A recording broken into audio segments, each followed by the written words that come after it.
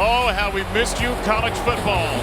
But you are back in all your glory in the Commonwealth of Virginia at SB Ballard Stadium, where a sold-out crowd greets the Virginia Tech Hokies and the hometown Old Dominion Monarchs. A fledgling ODU program in its first year and first game in the Sun Belt takes on one of the powerhouses of the ACC with a new man in charge. Brent Pry, season number 1 in Virginia Tech, facing against one of his close friends, Ricky Ronnie, the two assistants together at Penn State and Vanderbilt for 9 years. And when you know it, in Brent Pry's first game as head coach, they go head-to-head. Kevin Brown, Hudson Mason, former Georgia quarterback. It's a thrill to have college football back. And this is a really interesting matchup, too. A game won by Old Dominion 4 years ago. The Hokie fans don't want to think about that. They don't want to think about the past. They want to think about the future, and the future they hope is bright with a new man in charge. Yeah, and for Virginia Tech, it's all about the start of a new era in more than one ways. It's the start of a new era for Brent Pry, but it's also the start of a new era for Grant Wells, the quarterback who's come over from Marshall.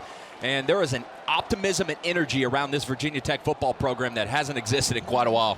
They needed a head coach that bled maroon.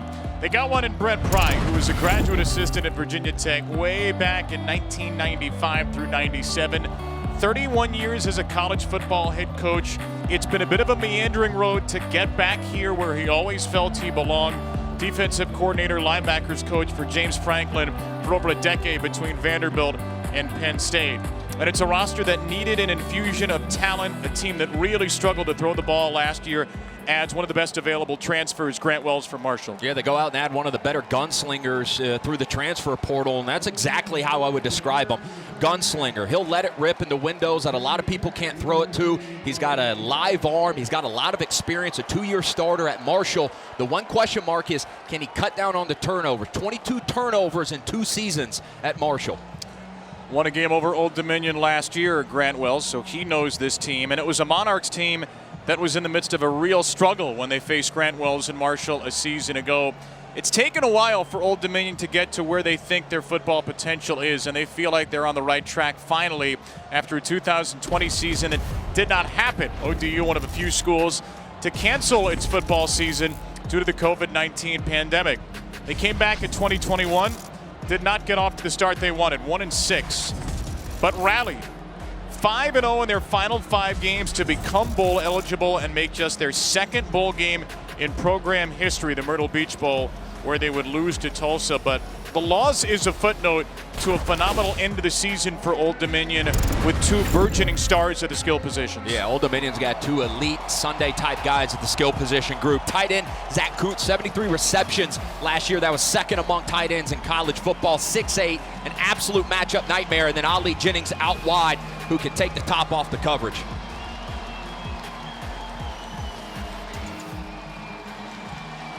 There hasn't been much of an atmosphere like this in the short football history of the Old Dominion Monarchs, a program that began in 2009, has only been in FBS for around a decade or so, and tonight will host its largest crowd in program history. Every seat sold, 21,944 here in beautiful Norfolk, Virginia. They are an underdog, but not a major underdog at home to a Virginia Tech team that is going through a coaching change, has not had a couple of good recruiting cycles. There is optimism, as you said, Hudson, in Blacksburg, but for right now, Old Dominion feels like it has more than a puncher's chance to take out an ACC school. They really do. They return a lot of starters on both sides of the ball, 10 on defense, 7 on offense. They return a lot of playmakers out wide, but more importantly at the quarterback position. Ricky Ronnie, the head coach in his 3rd year and 2nd season, took over before the 2020 year that never was.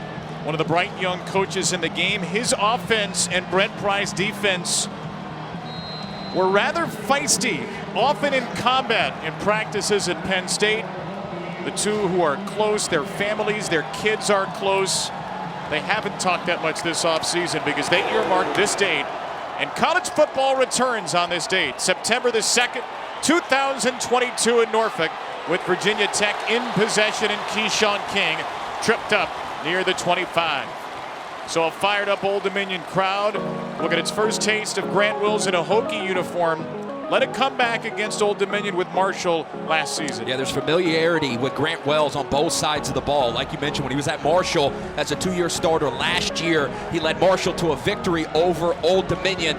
Talking to Blake Seiler, the defensive coordinator for Old Dominion, he said one thing he wants to do better is trust his corners and put pressure on the quarterback through blitzing. Wells, the first freshman to be named first team all-conference in Conference USA history, and this first play is to the tight end Nick Gallo. A short pickup for Virginia Tech on first down, a gain of 4 on the first play from scrimmage this season. Grant Wells out of Charleston, West Virginia. He actually drove up to Blacksburg for Frank Beamer's last game. His father David, a Virginia Tech alum. It's a full circle moment for Grant, who will wait for a penalty call, the first of the game. Illegal snap. Offense number 55.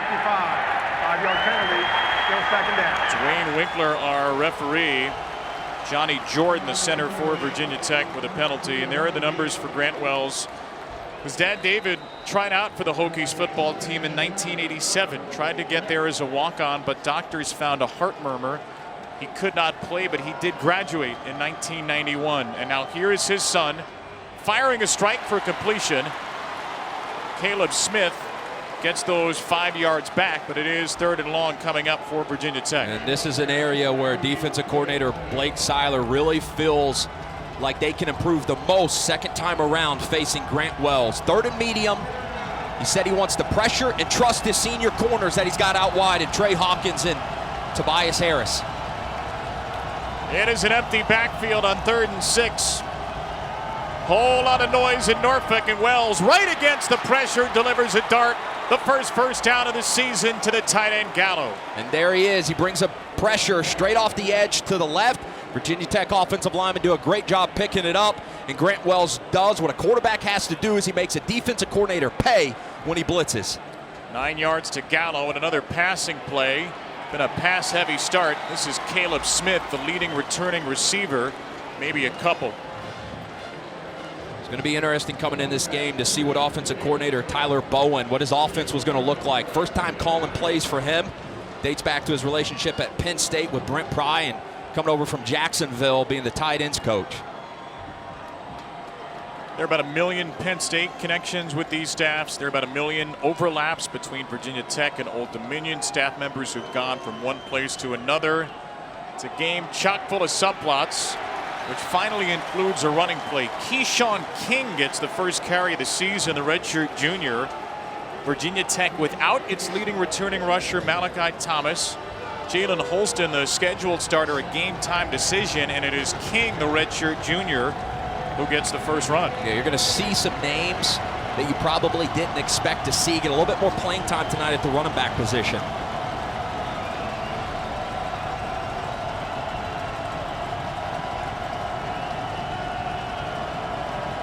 Third and 5. Wells, some contact there and no penalty. Dawan Lofton was covered by Robert Kennedy, the junior safety, and Old Dominion holds up on the second, 3rd down. Well, you see the pressure right here through the middle. Both A-gaps, both linebackers are brought. Forces the ball to come out quick of the hand of Grant Wells, and nice tight coverage in the secondary by Robert Kennedy.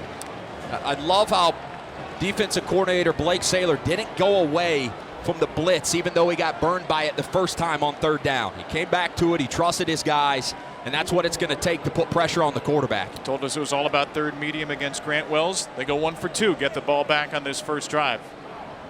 Isaiah Page, an all-conference punt returner, is waiting, and the clock is run out here on Virginia Tech. Kicking team. 5-yard penalty. Still 4th down.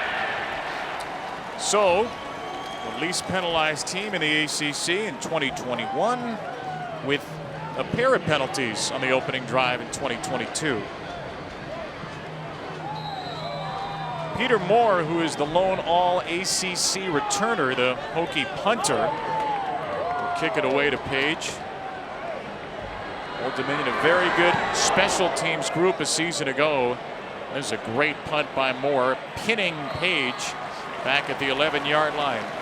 A punt of 52 and no return. It'll be Monarch ball for the first time this season when we return.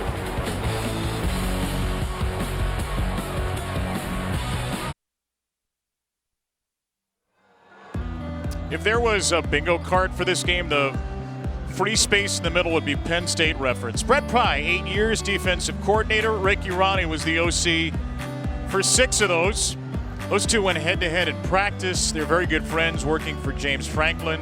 There's Ricky on the left, there's Brent on the right. Both knew the other one would be a head coach someday, and both said this week their relationship with the other one is good, but they wish it was better. They're happy that their respective friends are getting head coaching jobs, but they're not happy. They're going to have to play each other for a long time. These schools are locked into a contract to play the next 10 years. Hayden Wolf will take the first snap for Ricky Ronnie's Old Dominion Monarchs. And Wolf will hand it off to Blake Watson, 4th leading rusher in the conference a season ago, and a gain of 3 yards. Well, for the first time, Hayden Wolf starts a season under center. Sophomore who gained about 15 to 20 pounds of muscle in the offseason. You see at the bottom there, Hudson, a 5-2 record. They really took off when he became the starter last year. Yeah, they really took off offensively when he started to excel in the RPO game, the run-pass options. Quick hands and makes good, quick decisions in the run and pass game. Looking for the tight end, Zach Kuntz, instead checks down. And a short pickup shy of the first down for Watson. Dax Hollifield, Virginia Tech's leading tackler, made the play. Now that decision right there doesn't seem like a big one, but the ability to get through his progressions and get to a check down quickly now puts them in a third and more manageable situation. Hayden told us when we met with them this week that the coaches were hammering to him all offseason. You can't go broke without taking a profit. His big target is Kuntz, the tight end, number 80 at 6'8". He's in the slot right on this 3rd and 3. Hollifield brings pressure. It's picked up, and Hollifield got his hands to it. The pass is incomplete. A little bit shy of Jordan Bly. Hollifield had the pressure up the gut, and a 3-and-out for Virginia Tech. Yeah, they bring pressure right up the middle, and Hayden goes away from the pressure, but it's tipped by Dax Hollifield, the heartbeat, the inside linebacker, the Mike linebacker of this Virginia Tech defense, a guy that's played a lot of snaps, and a guy that really the coaches gelled with and molded with extremely quickly. And that's what makes this Virginia Tech defense kind of scary. They got a playmaker in every part, every level of the defense from the secondary down. Ethan Dwayne will punt to DJ Harvey. Should be good field position for the Hokies. That's not a good punt by Dwayne. It takes a fortunate Monarchs bounce, though, a very fortunate bounce, and just keeps on rolling. Ultimately a kick of 48. Now Virginia Tech will begin its second drive. Brent Pry takes over for Justin Fuente this year, a Virginia Tech tenure that had more downs than ups. Fuente and the Hokies parted ways near the end of the regular season. They did beat Virginia in the regular season finale to make a bowl. They were smashed by Maryland in the Pinstripe Bowl. Braxton Burmeister didn't turn it over much, but it was not an explosive offense. 97th in the country in scoring offense, 112th in FBS and pass yards, just over 176 passing yards per game. Here's King on the run, trying to spin free of a tackle, gets a little bit extra, and Hudson, it was just not an explosive offense for Virginia Tech a season ago. They're hoping Wells will change that. Yeah, I mean, he brings experience, he brings a presence to the room, and more importantly, he should bring stability to the room. He's got a chance because of an extra year in eligibility of COVID to potentially be a 3-year starter. To put that in perspective, Virginia Tech has had 7 starting quarterbacks in 6 years. Last starting quarterback, 20 games or more in college, Michael Brewer. 7 years ago. Big pressure there. Still got rid of it, Wells. And Caleb Smith is inside the 25. Oh, Wells took a blow and then delivered one of his own right over the top of Trey Hawkins. Well, they bring a corner blitz. Artarian Johnson from the boundary, and Grant Wells hangs in there and delivers a strike. A 40-yard play, and now a slippery run by King. Grant Wells has already endeared himself to these Hokie fans. Well, it's a perfect pressure, but Grant Wells sees the pressure, he stares it down, and he still delivers a strike. And this is how you earn the respect quickly of your teammates. When you know you got to stand inside the pocket, stare down the gun barrel, and still deliver it, there's not a better and quicker way to earn the respect of your teammates than reps like that. Wells will take it this time. He is all alone. He is going to score. Grant Wells immediately stamps his name into Virginia Tech's program with an 18-yard touchdown run after a 40-yard strike a couple of plays ago. And it is a lightning quick start for the new man under center. Well, Tyler Bowen, the offensive coordinator, told us he is more athletic than people give him credit for. And there you see it, just a zone read. He's got his eyes on the defensive end, Harris. The defensive end crashes and he pulls it, and there's no secondary player to account for the quarterback. Had 9 rushing touchdowns in 2 seasons at Marshall. Extra point is up and through. Will Ross, the new kicker. The first drive, only 1 first down for Virginia Tech. The second, and the Hokies look like a finely tuned machine. The hit by Johnson. Wells shakes it off, and a couple of plays later, he gives the Hokies the first score of 2022.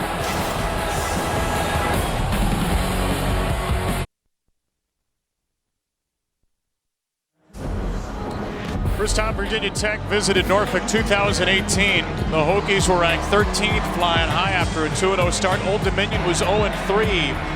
It did not go as planned. Blake LaRussa came off the bench and threw for 495 yards and 4 touchdowns.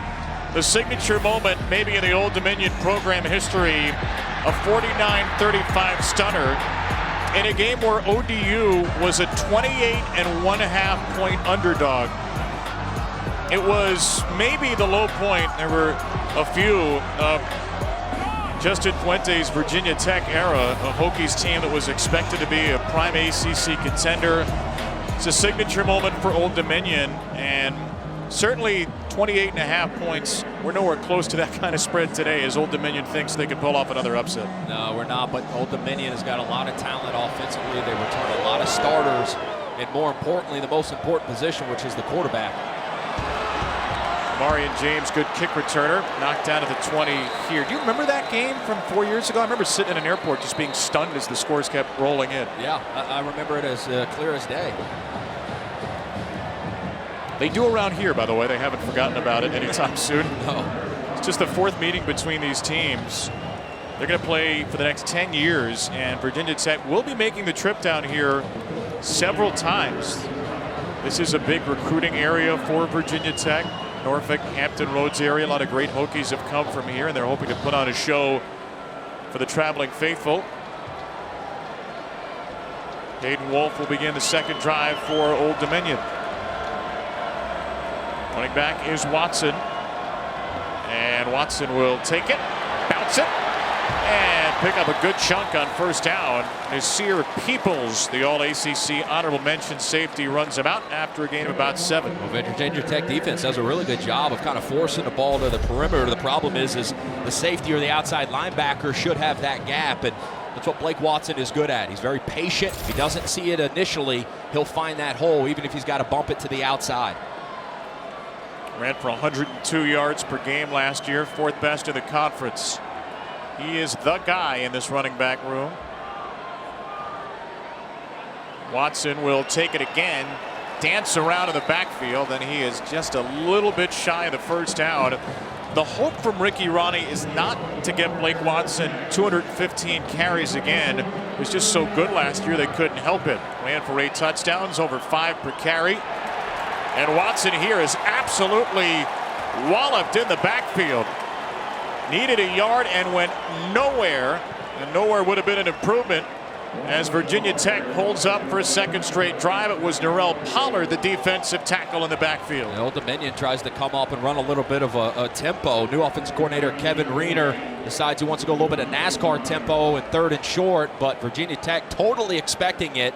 And Narell Pollard right there, the defensive tackle position, shoots the gap and splits the double team and gets a tackle for loss. 12.5 tackles for loss for the senior captain in his career.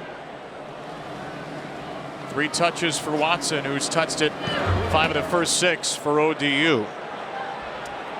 Harvey, there was contact there, and that is not legal. Punt of 48. Much of that yardage is about to be subtracted. Kick catch interference. Kicking team number 2. 15-yard penalty. First down. There's Lamarian James flying down the field overzealously. See if he sees a fair catch. See it in that shot. Oh, I didn't see one either.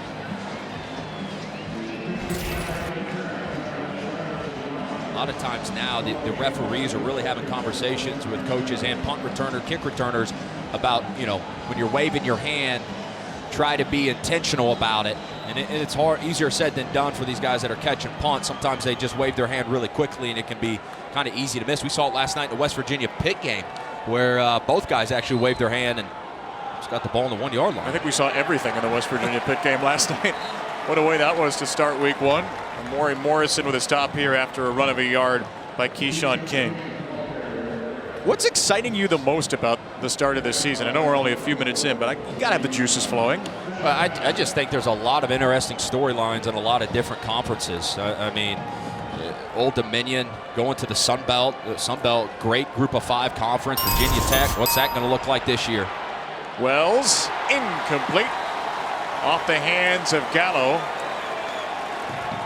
Tight coverage will set up a 3rd down and 9. It was Terry Jones, the sophomore safety. Old Dominion bringing in some fresh legs along the defensive line here, getting to their nickel sub package. Nickel meaning 5 DBs on the field in a predictable passing situation. Blake Seiler, defensive coordinator for Old Dominion in his 3rd year. Part of a very young coaching staff, the youngest in the nation. Wells pressured. Wells runs it. Wells not close. Needed 9, got 4. Davey Harris, a transfer from Minnesota, will set up a Virginia Tech punt. Well, they show pressure from our left side here and actually end up swapping it and bringing the pressure to the field. A great creative job by Blake Seiler, the defensive coordinator, to show pressure and disguise it from one area, but to actually bring it from another. How do you feel like their pressure packages have worked so far? I think they've worked well. I mean, that's the thing as the opposition and the quarterback. And I got the sense after meeting with Old Dominion's defensive staff this week that they were going to be aggressive. They were going to blitz a lot and live and die by it. This is a fair catch signal for sure. Page almost got undercut by his teammate. 37 on the Pete Moore punt. 3rd Monarch possession when we return to Norfolk.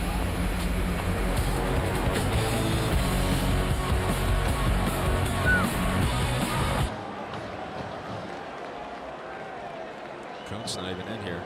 Oh yeah, there he is. 2 great matchups highlight college football's week 1 Saturday. Number 11 Oregon and the defending champion Georgia Bulldogs. 3:30 Eastern tomorrow. The annual Chick-fil-A kickoff game from Mercedes-Benz Stadium in Atlanta. And then 7:30 Eastern, Marcus Freeman's first game as Notre Dame head coach.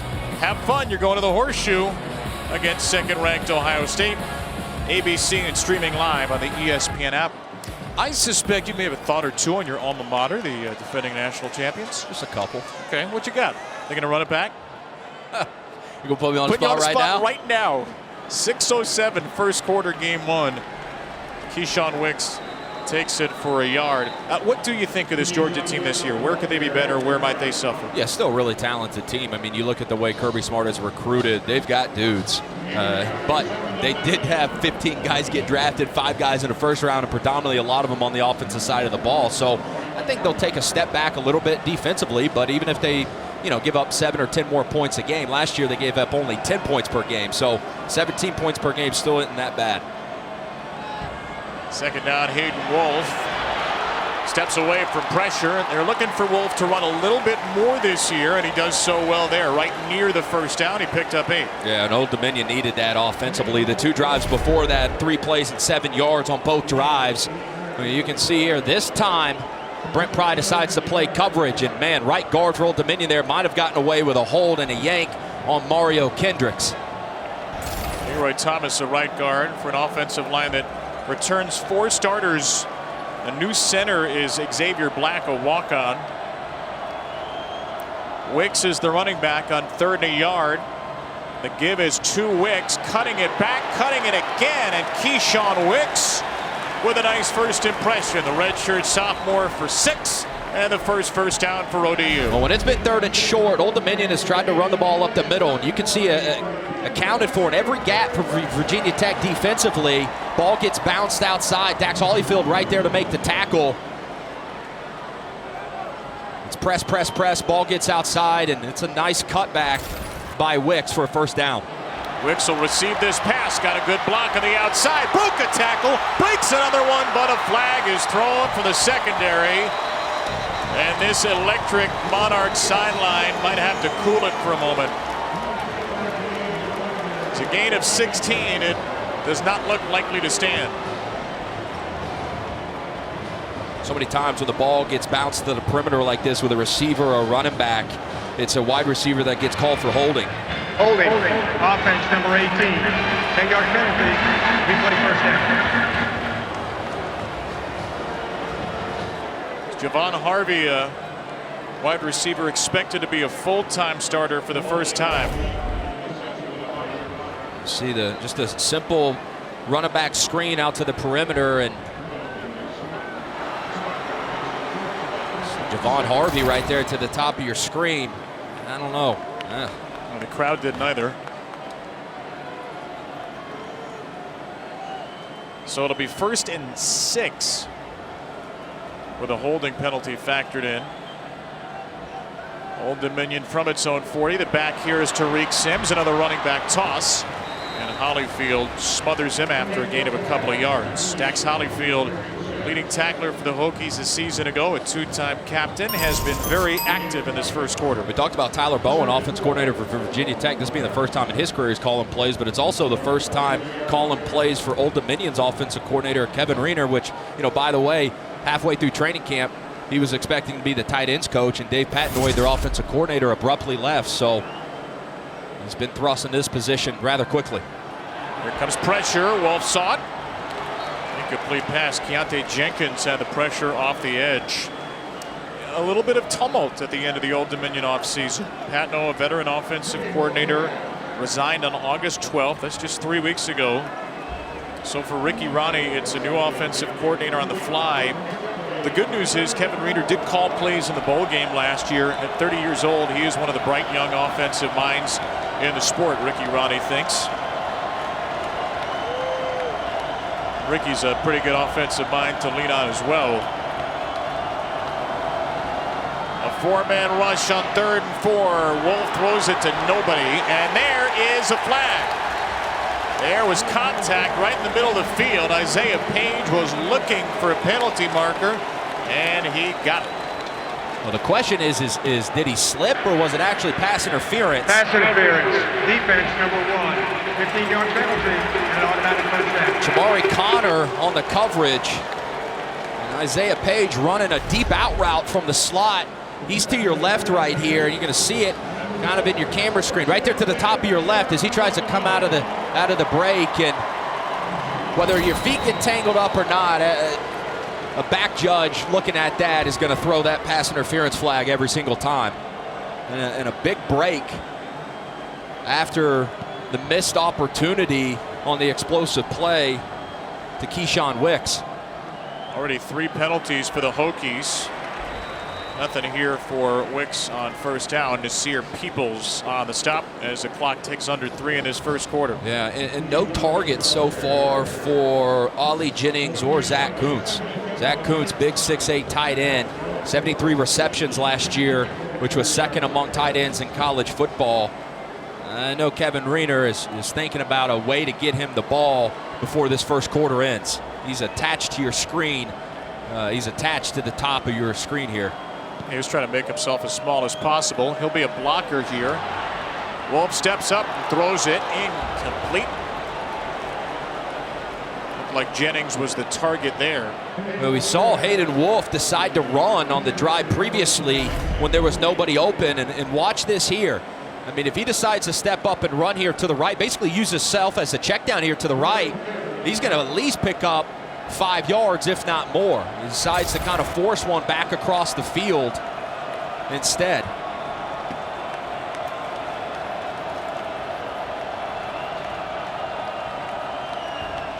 Quick throw on 3rd and 10. That's incomplete. In and out of the hands of Jordan Bly. Old Dominion is in Virginia Tech territory here. 4th and 10 at the Hokie 43. And it looks like they will send out the punt team. Virginia Tech defensively is not sitting back on 3rd down. I mean, Brent Pry, who's calling the plays for this Hokies defense, told us this week he wants to be aggressive. He wants the DNA of this Virginia Tech defense to be known as being aggressive, being strong, and being intense. And when it comes to 3rd and medium and 3rd and long, he is bringing heat, and he is speeding the mind up of Hayden Wolf, and it is working so far. William Kakavitsas is back. And Kakavitsas is going to get out of the way of this one. Oh, no, he grabbed it late. Would you look at that? Surprise, surprise. So you were mentioning aggressive Virginia Tech defense. That is part of Virginia Tech's history. It's been part of the fabric of this program for a long time. And this year the Hokies brought back an old tradition. The lunch pail. Ah, yes. That Bud Foster lunch pail defense. Bud Foster, the longtime defensive coordinator at Tech, the lunch pail for years carried out by a player before the game, symbolizes the blue-collar work ethic, the toughness, the relentlessness of Virginia Tech football. It might just be a little symbol, but to these players, to these coaches, it means everything. And Brent Pry told us he knew when he got the job, one of the first things he would do would be to bring back the lunch pail, which is symbolic of the type of defense he feels like his team's played at Penn State and that he wants to bring back to Blacksburg. It's one of the more iconic things in college football, the lunch pail. When you think about the lunch pail defense of Virginia Tech football, you think about the mentality and the fabric of Virginia Tech football. And the lunch pail not only means a lot to the football program, it means a lot to the community. And you talk to people in and around Blacksburg and around the football program, the first thing they bring up is, oh, the lunch pail's back. The lunch pail mentality's back. I mean, it is absolutely in the DNA and the fabric of the community and the university. Hopefully it's been cleaned in the last 5 years. Here's a cut for Keyshawn King. And King is tripped up by Robert Kennedy. The lunch pail was introduced as a concept in Blacksburg in 1995. Brent Pry was a grad assistant at Virginia Tech that year. He was inspired by Bud Foster, the way he coached, the way he taught, the way he led young men. He continues to lean on Bud Foster. The two talk a couple of times a week. He said sometimes it's about how to attack a bunch. Sometimes it's about the Allman Brothers. Well, speaking of bunch here, you got a bunch set to your right. Condensed formation. Let's see how Old Dominion decides to cover it.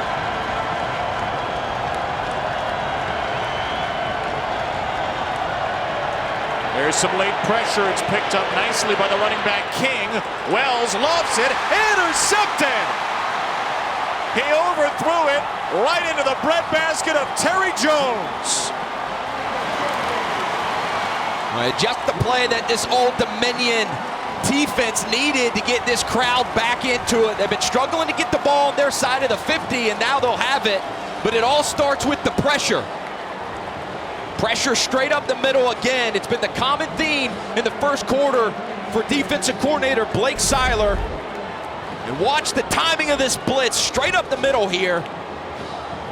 And just a little bit too much air thrown on the ball by Grant Wells leads to an interception. What was the one thing you said Grant Wells needs to improve this year? Interceptions, 22 of them in 2 years at Marshall.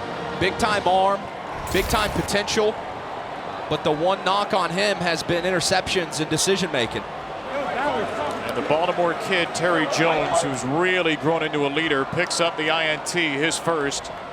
Pressure came from Stephen Williams, and it is Old Dominion ball in Virginia Tech territory. A run for Watson on first down, and Blake Watson bursts through the left side for 8 yards. And there comes that first kind of big play in the run game, the inside zone. Every offensive line just kind of stepping to the left and taking a guy in their gap. And the inside zone is really a play that Blake Watson thrives in because of his vision and his patience. Second down, right back to him. To the outside right this time. First down, Watson. 5 yards down to the Hokie 23. Jamari Connor in on the stop. I'll tell you what you got to love if you're Blake Watson is just the total commitment and buy-in from your receivers to be blocking down the field when the ball is run. Most receivers will take the play off when it's a run play. At Old Dominion, these coaches challenge them to read force on the safety, dig out the safety, block the alley, and that right there was a great example of it. I'd ask about your receivers that took plays off, but oh, look, we're going to break, so just have to tell me off. It's convenient. It's 7-0 Virginia Tech. Old Dominion is driving. A back-and-forth first quarter as college football returns to the Commonwealth. The Hokies struck first on the touchdown run from Wells, but off the Jones interception, the Monarchs are driving as we get set for quarter number 2.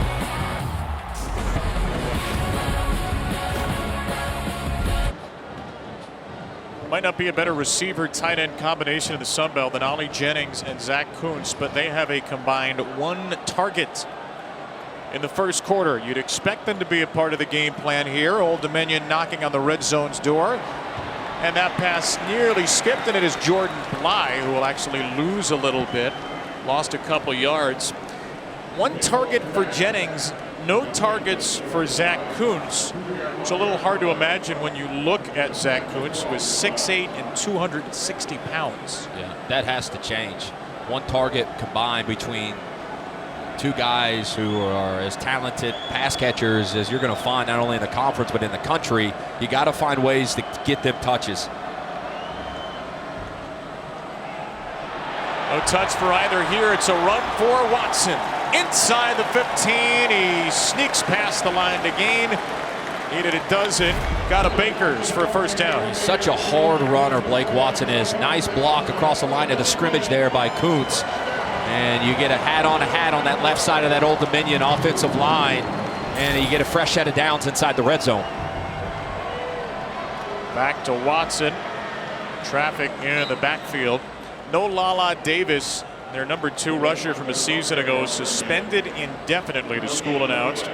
So Watson, 215 carries last year. This is a player who used to be more of a jet sweep wide receiver type guy in 2019. He's really worked hard to become a between the tackles runner at only 5'9".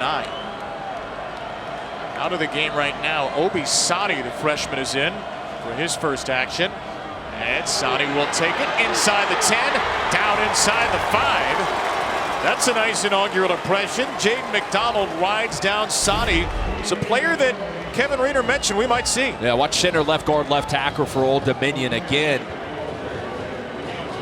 Controlling the line of scrimmage, and on this drive so far, they've been winning the one-on-one matchups with the front side, or the front 7 of this Virginia Tech defense, but more specifically, the left side of that Virginia Tech defensive line.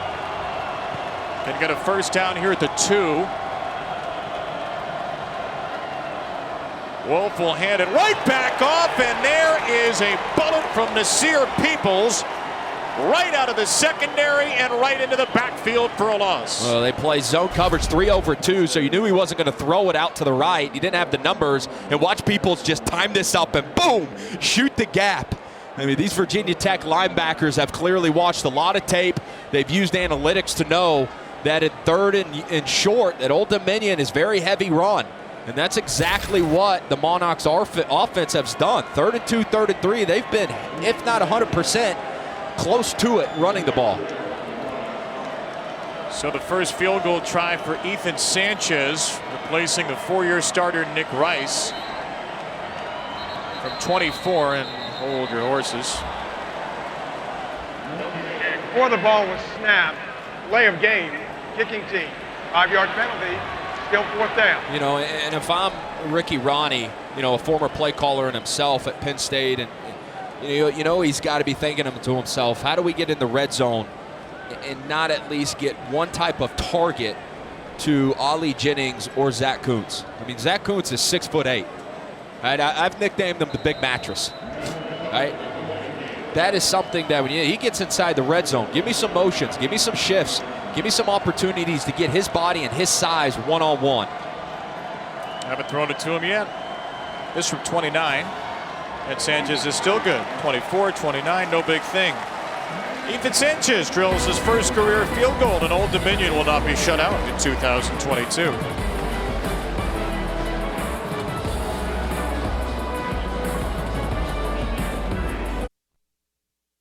The greatest story ever played, the College Football Playoff on ESPN.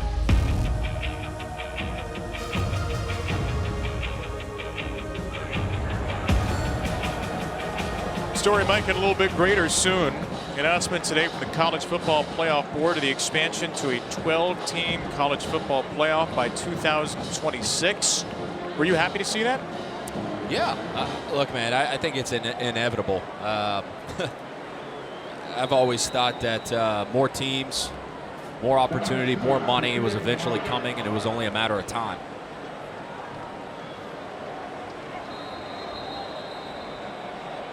Ball has fallen off the tee here for Dominic Seuss. It's been a wild offseason, certainly an offseason of change yet again. Old Dominion and a number of other teams coming to the Sun Belt. The big news in conference realignment, USC, UCLA will be heading to the Big Ten in a couple of years. And some folks wondered with the consolidation of the Big Ten and the SEC, would we get playoff expansion? And the answer today was a resounding yes. Keyshawn King near his own goal line. King with a good return. Out across the 35, but there's a flag down at the 26-yard line. It was a good return.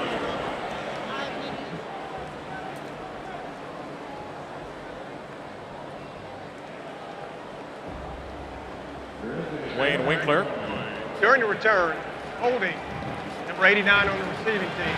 10-yard penalty, first down. Jake Dulius. So here's the playoff expansion overview from today. The Board of Managers agreed to expand the playoffs to 12 teams, at least in 2026, could be earlier.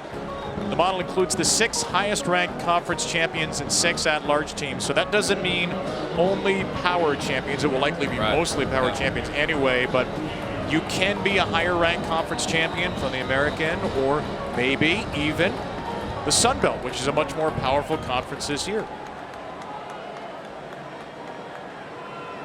First down for Grant Wells, and nothing doing here. Chance Black in the backfield. The College Football Playoff has done a lot of good things for the sport, certainly. We've had some memorable national championship games. I think we can be honest and say that the college football semis, for the most part, have been duds. Yeah. So will this change the way that the power is consolidated in the sport? I don't think so. Look, history tells us that just because you expand doesn't mean you're going to get more competitive games. And so what I believe is you're still going to see the cream rise to the top. You're going to see the same 4 to 5 teams that you see every single year. Now, I think it'll be an entertaining product because you'll see more teams and more opportunity, but different results. Wells, deep pass complete. Right to the sideline, Dawan Lofton. There's a long throw from Grant Wells for a first down to 15. There's a flag down, though, all the way in the backfield. And it's too bad because a really crisp, really nice, smooth route from Lofton from the slot. Personal foul, face mask, defense number 9. 15-yard penalty from the end of the run, automatic first down. Marcus Haynes, the defensive end, so 15 on the play and 15 on the penalty. Yeah, I said too bad, but it's going to stand. And just after that first down play, I was thinking to myself how both coordinators really, but Tyler Bowen needs to kind of break up the monotony of first down runs. It's become a little bit predictable on running the ball on first down for both teams. And just as I go to say that, he decides to push the ball down the field a little vertically for a big first down. Tight to the formation here with Jalen Holst in the back. A fake to him. A deep shot again for Wells. All kinds of space for Stephen Gosnell. The North Carolina transfers. First catch in Hokie colors is good for a long one. Well into Old Dominion territory. And another opportunity to push it over the field. The play action pass. The fake gets those linebackers to suck up. And the condensed formation from Gosnell for a big play. They're really using some tempo right now as well. Good first down carry for Holston after the catch of 24. It's really a great job of using the run to set up the pass. The run on first down, and then using the play action. What that does to those linebackers, it puts them in such conflict. You're thinking run early in the downs, and then a play action pass right behind their ears. Play action again for Wells. That is intercepted. before it hit the ground. Tobias Harris took it away. How about the hands from the Division II All-American, a transfer from West Texas A&M, who ripped it right out of the breadbasket of Lofton. And the second interception of the night for Grant Wells, and he's trying to throw an out route here into a press corner. That's a no-no. You cannot throw an out route into a corner that is pressed. You throw an out route when a corner is soft, and that's another decision that Brent Pry and Tyler Bowen are going to have to talk through and talk with about Grant Wells, about what did you see? It's been about the turnovers for Grant Wells. He put up big numbers at Marshall, threw for over 5,000 yards, broke a lot of the passing records at Marshall, and we highlighted it in the beginning, a true gunslinger. When you get a great gunslinger, you get the highs, but you also get the lows with it.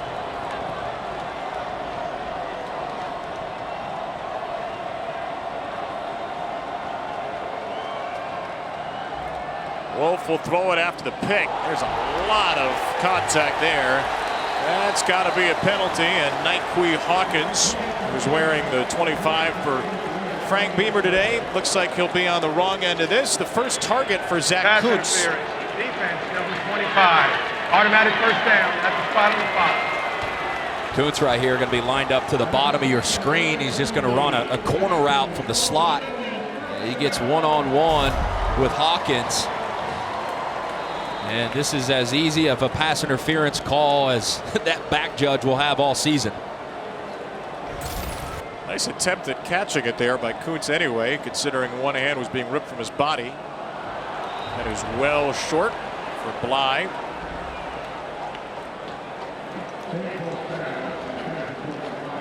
So Hayden Wolf making his 10th career start, his first in his season opener. Took over midway through the season last year for DJ Mack, went 5-2 as a starter. Added a lot of muscle this year. Thought is they might lean on him a little bit more after a season where they were primarily run heavy. Gonna hand it off here, Watson. Kuntz is a blocker. Watson a pinball. And a good chunky yardage, got 6, set up 3rd and 4. Mario Kendricks took him down. So many times with these runs that should be 2-yard gains or 3-yard gains, they turn into 7 or 8-yard gains. It's not because Virginia Tech doesn't have a defender to account. I mean, right there, 2 missed tackles in the gap, and it's just missed tackles. I thought it was interesting. Brent Pry talked to us this week about how kids, when they get to college anymore, they don't come to campus great tacklers.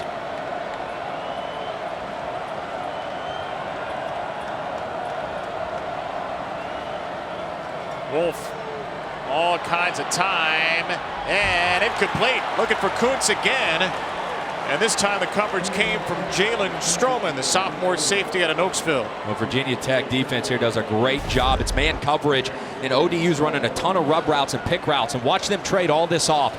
Look at that tight glove coverage by every single player in the secondary for this Hokies defense.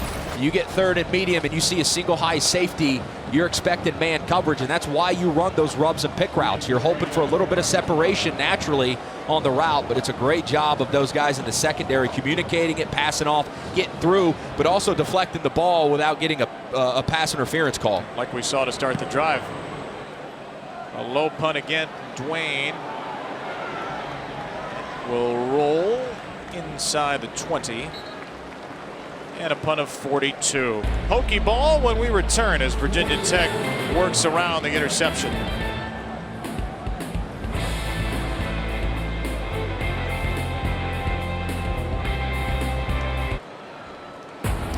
Monday night Chick-fil-A kickoff from Mercedes-Benz Stadium in Atlanta. It is a conference game in week 1. Number 4 Clemson taking on Georgia Tech at 8 Eastern. The only game on the Labor Day schedule. It's on ESPN, ESPN Deportes, and the ESPN app. College football countdown kicks it off at 7 Eastern. Clemson ranked number 4 in the country. There's still some offensive questions with the Tigers. They are the favorites in the Atlantic Division. Miami the favorites in the Coastal, where everybody but Duke gets a first place vote. And the Hokies picked to finish 5th in the Coastal Division. That's your ACC overview. It's a good NC State team as well, which a lot of folks think could give Clemson some trouble in the Atlantic.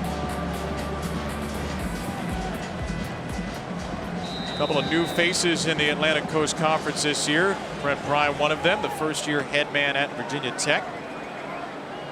With his new face at quarterback, trying to find his footing. 2 picks for Grant Wells.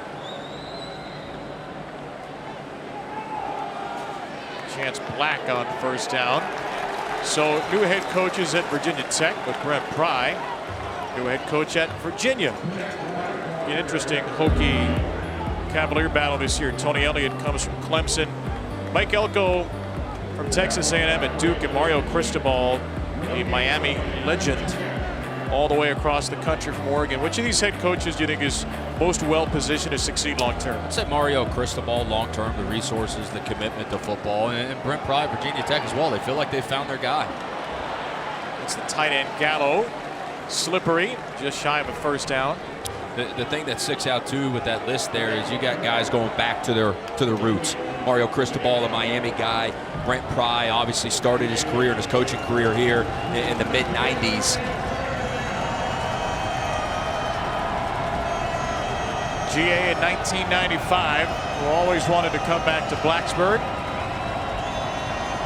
Had other head coaching opportunities, but this was the one for him. Third down run play. Need a couple of yards, they get 3. It's the freshman Black again, redshirt freshman out of Roebuck, South Carolina, who did not have a carry in 4 games last year. You can see Virginia Tech trying to use tempo. Right back to Black. Chance Black, little stutter step across the 45. Now that was shifty by Black. Yeah. Well, watch these 2 cuts from this young redshirt freshman. He sees it, that bounce cut right there, and then this whoop cut right there. I mean, I said it earlier in the game, these young running backs are going to get an opportunity because of some of the injuries to some of the upperclassmen like Holston and Malachi Thomas.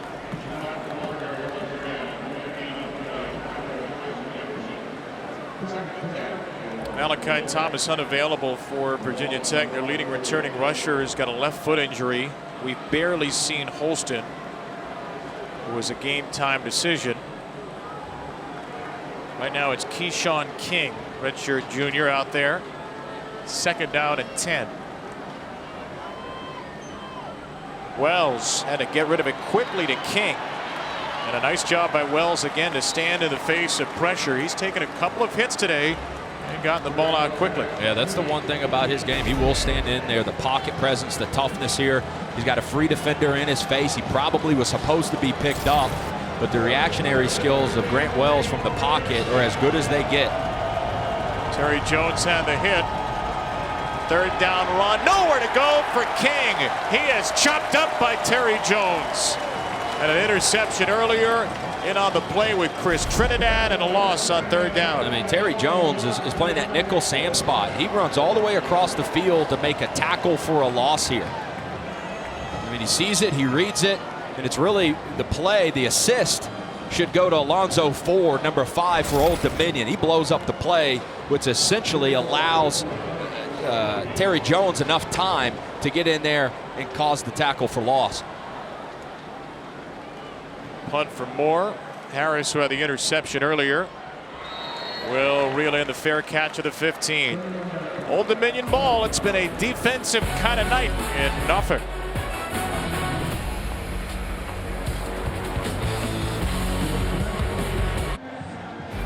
Xfinity kickoff week, Labor Day weekend. We're just chock full of great college football all Saturday. Georgia and Oregon. Cincinnati, Arkansas is a really fun game. The Bearcats in the playoff last year. Utah and Florida, and then the Irish and the Buckeyes Saturday night. Florida State, LSU Sunday. Clemson, Georgia Tech Monday. Just goodness everywhere you look.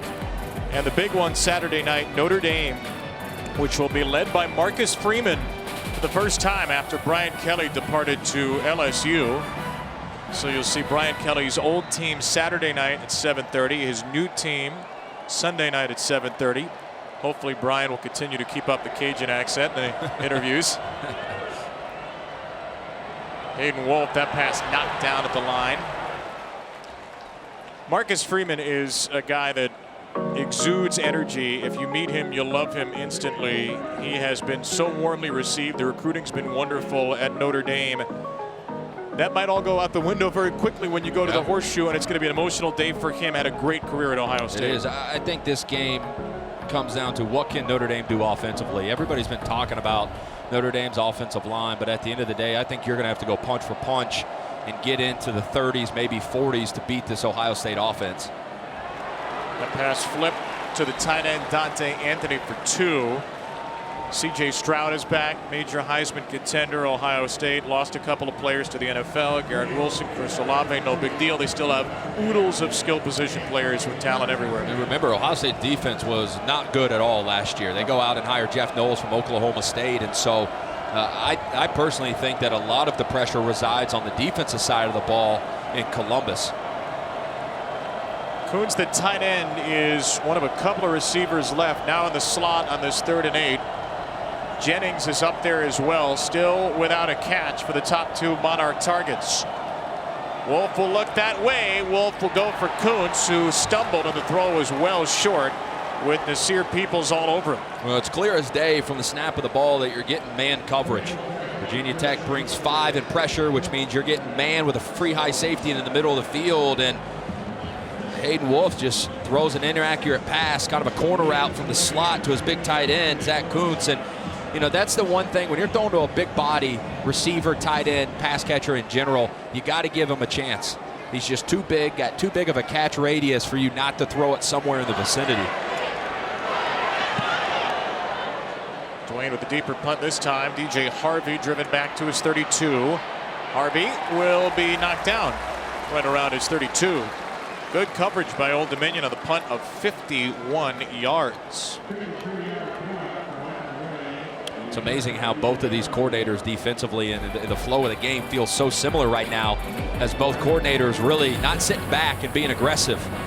It's our week 1 featured college football lineup. Saturday, Sunday, ABC and the ESPN app. We mentioned the Saturday night game in the shoe. Oregon and defending champion Georgia before that. Do the Ducks have what it takes to pull off a major upset? And then Brian Kelly's LSU debut in the All-State Louisiana kickoff against Florida State. Sunday night, 7:30 Eastern. All games on ABC.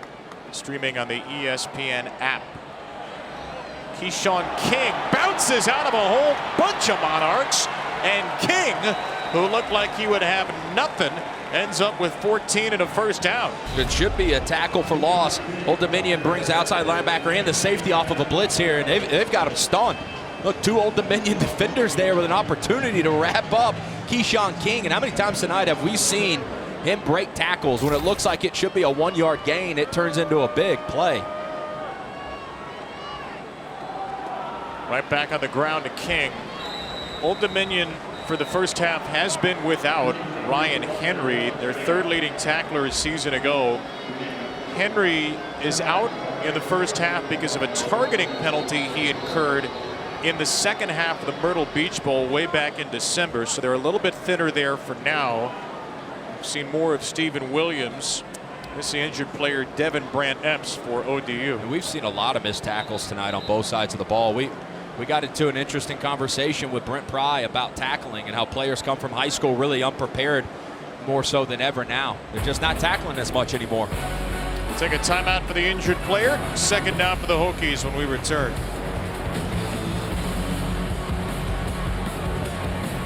You know, the lunch pail is not the only celebrated return in Blacksburg. Bill Roth, the voice of the Hokies for 27 years, 1988 to 2015. Left Virginia Tech for a season, went to UCLA, knew his heart was in Blacksburg. He came back to Blacksburg, started working at the university, established a sports media and analytics program there, and Bill proved that you can go home again. He returns this season for his 28th year as Virginia Tech play-by-play announcer. Also does some games for us here at ESPN. Here's a big run for Keyshawn King, and Bill's going to have an electric call on this one. We can promise you that. Inside the 20, a first down Tech. And it's King again, left side of this offensive line, gets a hat on a hat. We're going to watch the left guard, Jesse Hansen here, 72, center Johnny Jordan. And he just bounces off of guys. He's physical, he's tough, but it's the yards after the contact that Tyler Bowen told us that is most impressive with the redshirt junior. And R.T. Johnson is down for Old Dominion after that big run for King. I do just want to say quickly while we're talking about Bill, number one of the great people in college football, one of the iconic voices. Sometimes when you stick around a place a while, you get called an icon because of longevity.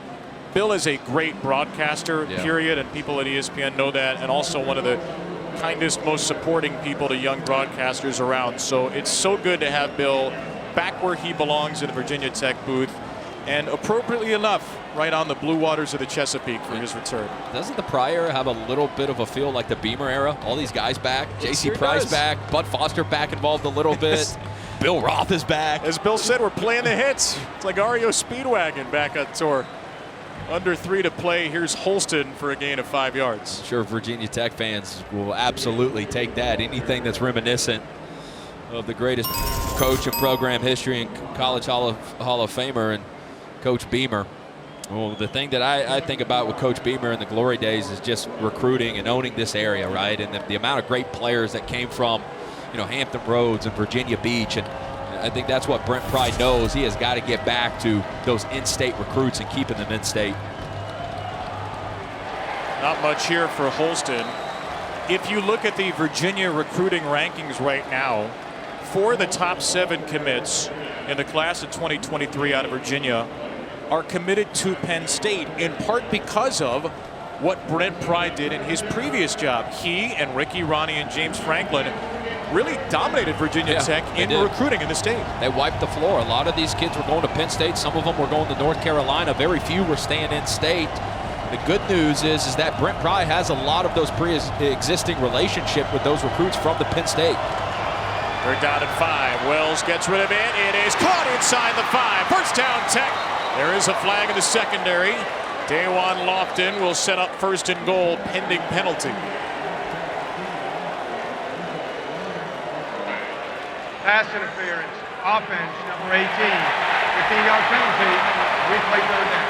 That is the walk-on William Kakavitsis, dealing a major blow to Tech's touchdown hopes. It was a great throw. It looked like a great route. Here he is to the right on the outside of this bunch, and you can't see it from that angle.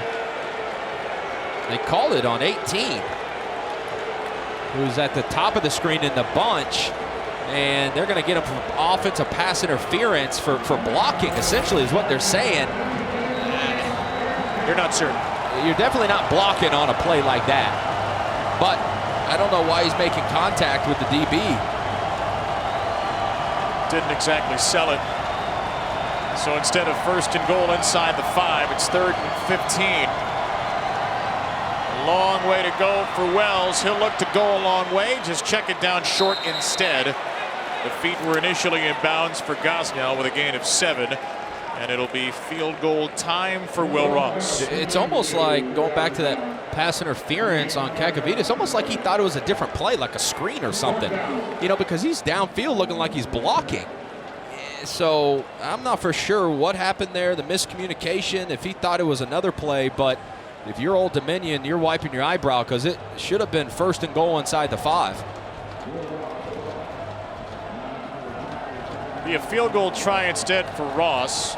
Transfer from Coastal Carolina, who has not played in 3 years. From 38, the snap gets away. Oh, boy, this is a whole mess. Old Dominion's going to pick it up. It's going to be a scoop and score. Touchdown, Monarchs. Robert Kennedy, the safety, all the way down the field, and Old Dominion has surged into the lead as Virginia Tech makes a mess of the field goal try.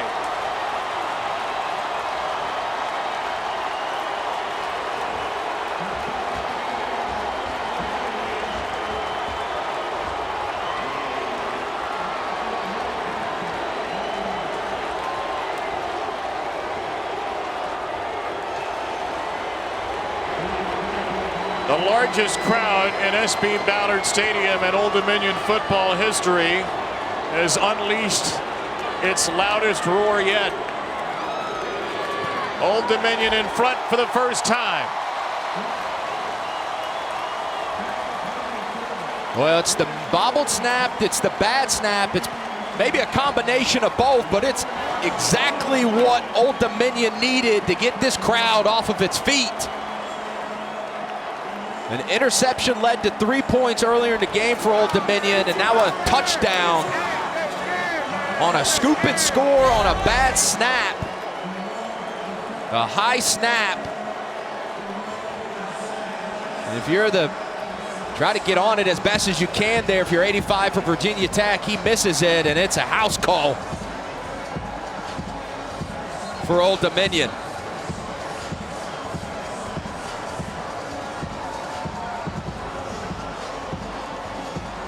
Justin Pollock is the long snapper for Virginia Tech. Typically, you do not want your name to be mentioned if you're the long snapper. 29 yards officially on the return, the third turnover for Old Dominion, which fell behind early on a clinical second drive from Grant Wells. But the Monarchs have held up since, and they get a gift that they convert into 7. Wow. There's 22,000 people in this stadium. Half of them are on their feet now. There's still a lot of maroon in the crowd, but the light blue, the Hudson blue as they call it, of Old Dominion has lit up the sky. Bryce Duke has the return. We've talked a few times about Virginia Tech trying to throw this thing back a little bit to the Frank Beamer era. Maybe the staple tee of Frank Beamer football to Virginia Tech, good special teams. Beamer ball. What do you think of when you think Beamer ball? You immediately go to special teams, and 3 turnovers already tonight for Virginia Tech is going to drive Brent Pry absolutely nuts. We talked about what's the thing that you're most kind of concerned and worried about in your first game. He's like, you know, I'm just worried about penalties, clean football, and execution, and certainly didn't get it on that long field goal. Last season, Virginia Tech committed 12 turnovers in 13 games, tied for 13th fewest in the country. 3.5 tonight. Wells out of an empty backfield will run it. Wells is hit and wrapped up. Maury Morrison of Virginia Beach sophomore with a stop. If you're Wells here, you just got to be smart. You've already thrown 2 interceptions tonight. You've got 3 timeouts. Good decision there to use his legs as a check down. Get up in the pocket. You know, what you can't do here is give Old Dominion another opportunity to a short field. Chaz Wallace is the injured Monarch for a stoppage with 1:05 to go.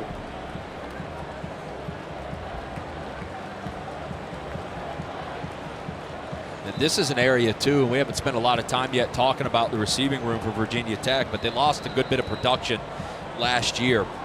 And their leading receiver coming back this year is Caleb Smith, who only had 20 catches for 260 yards last year. And so there's kind of a question mark at the receiver room for Virginia Tech. And here's a position with about a minute and some change left in a predictable passing situation, with an opportunity for one of these 3 guys to step up and make some big time catches. Smith is not in the game right now either. Haven't called the name of Jaden Blue, the Temple transfer, yet. A record setter 3 years ago. He's wide to the left. Wells was looking his way, hit as he throws, oh, and was nearly intercepted again. The pressure came from Haynes. The ball slipped through the midst of Jason Henderson. Well, Haynes comes from the blind side of Grant Wells. Grant kind of, you can see him, he feels it. He's trying to get outside the pocket a little bit. And as he goes to throw it, his arm gets hit. And he's very fortunate that this wasn't another interception. Nearly a big play by Henderson in Norfolk, which some folks have seen in the last couple of months. All start. Offense, number 7. 5-yard penalty. Still 3rd down. Parker Clements, the right tackle, and Virginia Tech did 2 things really well a season ago in a tough year. Number 1, they didn't commit penalties, 5 per game. They've committed 6 tonight. Number 2, they didn't turn it over. 12 in 13 games. They've turned it over 3 times tonight. 3rd and 12. Wells looking to go short. He'll go short to the left. First touch for Blue. Blue is gobbled up. Old Dominion is all over him. Jason Henderson with a loss of 3. And the Monarchs take a timeout. They're on the front foot now. Well, Virginia Tech had an opportunity with 1:05 left and 3 timeouts, and then you get a false start penalty that puts you in a long, predictable passing situation. And in a 2-minute drive, when these defensive ends in college football know that you're going to throw it, they're going to tee off on your right tackles. It's hard on these right tackles to pass set for a long amount of time when these defensive ends are peeling their ears back and they're coming after your quarterback. And I think the right decision there by Ricky Ronnie as well, with the momentum on your side, to burn a timeout. You had 3 of them. Virginia Tech's going to be backed up. Depending on how well this kick is, Old Dominion could have some pretty good field position. Pete Moore will stand at his own 5. Isaiah Page standing at his 35. High snap again. Good job by Moore to reel this one in. It's a punt of 48 yards and a fair catch for Page. So 35 seconds and 2 timeouts. How aggressive are you here if you're Old Dominion? I am aggressive. I've talked about, I think at times, first down, they've been a little too conservative, a little bit too predictable with running the football. The lack of targets to Ali Jennings and Zach Kuntz tonight. This is a great time, a great opportunity.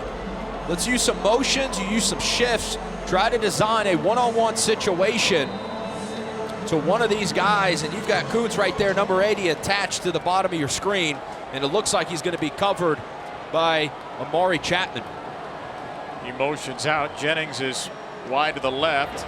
Wolf looking for Kuntz. He is covered up, but somebody is not, and that somebody is Ali Jennings finally, but he lost the ball late, and Virginia Tech's Dax Hollifield was in there. He has the takeaway for the Hokies. Hollifield turns the tide, the 2-time captain, with a Tech turnover.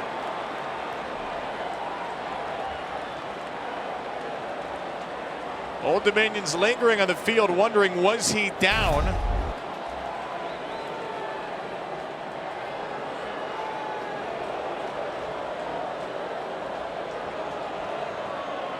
I think that ball was coming out.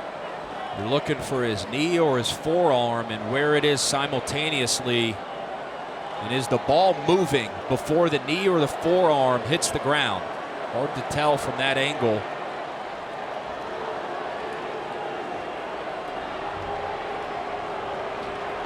It is close, and it is going to be reviewed. Rolling on the field is a fumble recovered by the defense. The previous play is under video review. A replay official is Tim Fetch, and we'll see if Old Dominion can make a reversal from Fetch happen. And remember, there has to be enough evidence to overturn the call on the field. We saw this last night in the Pittsburgh, West Virginia game a couple times, and I think the refs got it absolutely right. The call on the field is a fumble. And that's an important part of this process, because if there's not enough evidence, if there's any gray area, more than likely the call is going to stand. His hand hits the ground first, but because the ball is on the other side and his left arm on the other side of his body, it's hard to tell if it's in the process of coming out.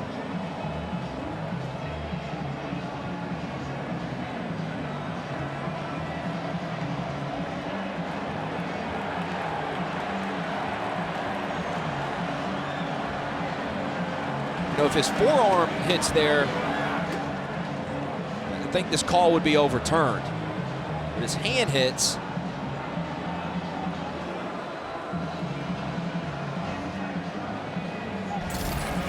After video review, the ruling on the field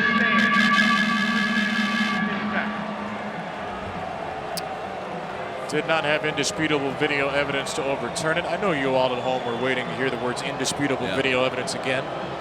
Well, and that's what I said. I think they got it right there. There wasn't enough evidence to overturn that, and that's why the call on the field is so important. And after a big play that was about to cross the 50, how about that from the senior Dax Holyfield. I mean, a guy that has played a lot of snaps as a captain and a leader of this team, shows up in a big way. That was a lunch pail play.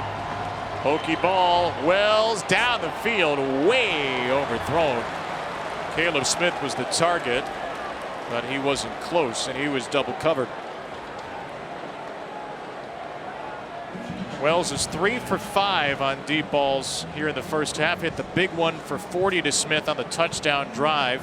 Does have an interception on a deep ball as well. Now Marshall, he was a great deep ball thrower. Second in the country, only behind Desmond Ritter last year at Cincinnati in deep ball throws. He was 10 of 20 on throws 40 yards or more. Only 3 on the line for Old Dominion. And the Monarchs really only rushed 2. There's a whole lot of blue in coverage, and Wells had nowhere to go, and his pass knocked down. Marcus Haynes got his paws to it.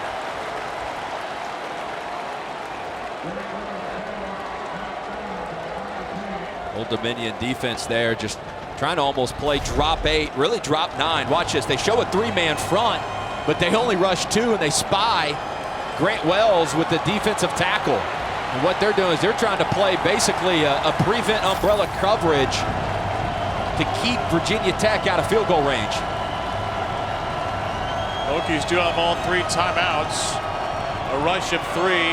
Wells steps up. Wells going to get a chunk of yards here. Out of bounds around the 35, right at the 35. So 5 seconds to go, and they can set up Will Ross here for about a 52-yard field goal try. But do you want to do that after the mess on the last field goal? I promise you that is what is going through Brent Pry's head. And you know, these are the decisions when you become the head coach that you have to make that you don't have to make when you're the defensive coordinator. We asked him what was different, and he said, well, for years it was 45 players and a staff of 10. Now it's 123 players and a staff of 50. And if you're Brent Pry here, how much faith do you show in your long snapper, Justin Pollock, and in your special teams unit? Well, it wasn't just one high snap. The high snap that led to the touchdown, but remember the punt on the previous drive was a high snap.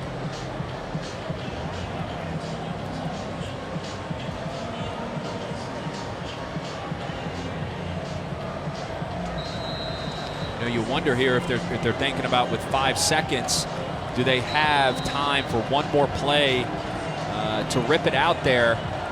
If you've got a soft corner, stand up and rip it to the boundary, because it's the ball's in the air for less time if you throw it to the boundary as opposed to the field.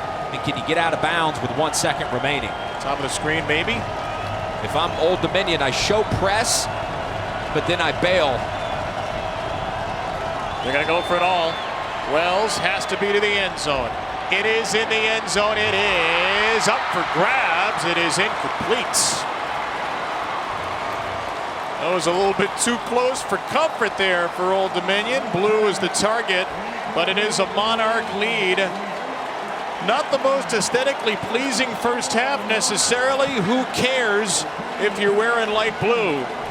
In the 4th meeting between these 2 Virginia schools, it is Old Dominion 10 and Virginia Tech 7.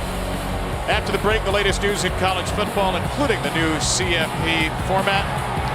Matt Barry, Joey Galloway, Jesse Palmer coming up on our halftime report. Hokies and Monarchs in a good one. Old Dominion in front on the Scoop and Score. Your friends are still perfect. Virginia, and Old Dominion is on top 10-7 over Virginia Tech after 30 very interesting minutes of play. Back with you from Norfolk, Kevin Brown, former Georgia quarterback Hudson Mason. Brent Pry's first game at Virginia Tech, a decorated career as an assistant coach. So you want to be a head coach. Yeah. Old Dominion has 97 yards of offense. Zach Kuntz doesn't have a catch. Ollie Jennings lost a fumble on his, and yet Monarchs are beating Brent Pry's Hokies. Yeah, both offenses have struggled to just get in rhythm. It was a bit sleepy there in the first half, right before the end of the half, and so I think it'll be interesting to see what adjustments are made. You've got play callers for both teams that are calling plays for the first time in their career. 10-7 is your Old Dominion lead, and Virginia Tech, with only the 7 points, actually struck very quickly in this game. The Hokies scored on their second drive, so it didn't seem like they'd be stuck at 7 for long. It was good and bad. It started good for Virginia Tech. Wells distributing the ball nicely on the first drive. Here's a 3rd down completion. It was a mixture of standing in the pocket here, getting hit, but delivering a strike down the field. And then they got his legs involved for a long touchdown run of 20-plus yards. That was the good. But the bad was the turnovers. Miscommunication here between Wells and his receiver on what type of route should be run. And then the second interception, throwing an out route into a hard, the fingerprints of that in this game tonight. 3rd down, very aggressive. Offensively, I still think it's kind of TBD to be determined as they try to figure out, who are their go-to guys out wide? Who's the type of guys? Is it Caleb Smith? Is it Jaden Blue, the transfer from Temple? They need to really kind of find who that guy is that can keep defenses in too high coverage. There is the Virginia Tech booth. There's Bill Roth, who I think is texting me at the same time I'm texting him to tell him what's going on. There's nobody there. The Virginia Tech coaches are stuck in the elevator. I have never heard of such a thing. Have you been stuck in an elevator before? I have. For how long? Not as a coach in the middle of a game. I want to say 5 minutes. Okay. 5 minutes too long. That's not so bad. I think it's everybody's greatest fear, or up there with spiders and snakes, just being stuck in an elevator. This feels like a good time for a promo. What would you say? Is this a good time for a promo? Well, if you're stuck in an elevator, bring your phone. Tomorrow afternoon, Labor Day weekend, Xfinity kickoff week, ranked teams galore. Georgia and Oregon. Cincinnati trying to return to the college football playoff. Can they do so without Desmond Ridder? It's a heck of a start down against the Hogs at Arkansas. Notre Dame, Ohio State, Saturday prime. Sunday, Florida State, LSU. Monday, Clemson, Georgia Tech. We've kind of glossed over that 3rd game, though. How about Utah, 7th ranked, maybe a playoff contender, top-ranked team in the Pac-12, going down to the Swamp. The first game for Billy Napier as the head coach of Florida. And here's a look at the full top 10 for the weekend. Yeah, you and I had Billy Napier multiple times the past couple years at Louisiana Lafayette, twice last year. We know how talented of a coach he is. I think it's a matter of what type of roster is he inheriting. When Dan Mullen was fired, a lot of those guys entered the portal and transferred other places. So it would be a huge win if Florida. Are you able? Can we call that an upset? I mean, technically by rankings, it would be an upset. If Florida beat Utah? If Florida beat Utah, an upset. It's just weird to talk about Florida, the Florida, upsetting. The line is Utah -2. So it'll be a minor upset, I suppose. Upset. Yeah. Alabama's playing Utah State. I don't think that will be an upset. I got the Crimson Tide in that one. Crimson Tide minus anything. Well, we're still waiting for this situation to be resolved. The moon is changing phases right now. It's gone from waxing to waning. We're going to get a full moon soon. I guess the perk of being stuck in an elevator, if there is such a one, is you get longer time to make half-time adjustments. Talk about it. That's true. Your game plan better be really good now. Nothing but time on your hands. So let's go over that route tree for a 5th time now. In all seriousness, I hope this is resolved soon. You hope that there are not too many folks stuck in the elevator. Oh, there is some movement in the booth next to us right now. It doesn't look like a coach. I think we should send you in there right now. You can be the quarterback's coach. Here we are. That's us right there. So let's take you through. By the way, it's Mike Tuberos, our stats guy, and Drafrick, our spotters, in here. We're happy to bring you college football again. That's the Virginia Tech booth. Bill Roth, Mike Burnup, and to the left of them, nobody. Nobody's there. The Virginia Tech coaches are still stuck in an elevator, living it up while they're hopefully not going up or down. All right, this is the perfect time to bring in the real star of the show. This is Hudson, not you, not with a T. This is Hudson the dog, Hudson. This is the wholesome content America needed. Are those Crocs he has on? I think they are. Dog Crocs? Dog Crocs. I don't even have dog Crocs for my dog. That is a beautiful puppy. So Hudson is a part of Mutts with a Mission. He was given as a Father's Day gift to Ricky Ronnie by his wife Jen. He's not their dog though. He's a dog that has become part of the team, comes 2 to 3 times a week. I don't even need to talk over this. This is just the cutest thing ever. 15 out of 10 on We Rate Dogs. So the Ronnie family pays for Hudson's shots, training, food. He lives with a trainer. He's going to become a service dog, and usually for a veteran, a former service member at around age 2. But he has become a big part of this team.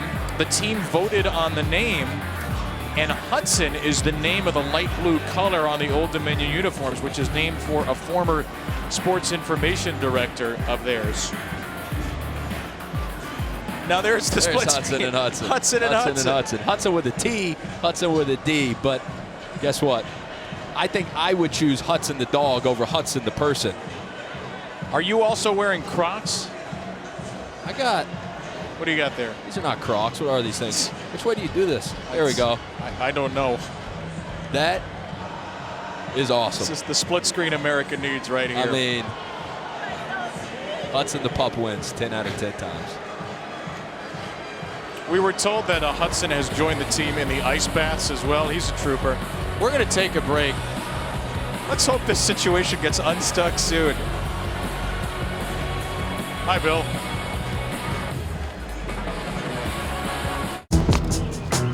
Welcome back to Norfolk, Virginia. Kevin Brown, Hudson Mason, Hudson the dog, and no coaches in the Virginia Tech coaches box. Brent Pry and Ricky Ronnie are finally going to make their acquaintance here. We're in a delay because some of the Virginia Tech coaches, we've been told, are stuck in the elevator and have not been able to make it out of the elevator into the coaches box. There is the empty coaches box. I don't know where that graphic was on our graphics operators list. Number 17,000 behind game delayed due to Hudson the dog running on the field. So for the players right now, this is a long delay after halftime, which is probably a fiery, emotional halftime, first game of the year. You're juiced up, the lights are going out, you're back out for the second half, and then you're sitting around. What do you do as a player right now? It's a great question. You try to stay active as much as you can. Quarterbacks keep your arm loose. I think the worst thing you can do is sit down. You know, at my senior year, we had a huge delay playing at South Carolina, hour-and-a-half delay. Multiple times we came out on the field, went back to the locker room. So it's challenging. When it gets to a point for so long, you start thinking about nutrition and eating and stuff like that. Well, we just saw the coaches start to come back, so that's good news. A couple have arrived. What did you do during the delay? Had a lot of snacks, a lot of stretching, played some cards. What'd you play? A little blackjack. The equipment manager had a deck of cards. Yeah. I mean, look, after an hour, there's only so many things you can talk about, X's and O's. You know, it's like you can only run a post so many different ways and talk about it. So, couple intense thumb wrestling contests, couple intense games of X's and O's. Did you hit on 16? You're 90 minutes in. You're like, the heck with it. I'm just gonna double down on everything. I'm splitting threes. All righty. Our long national nightmare is over. It's kind of fun. I'm just happy everybody's safe and out of the elevator.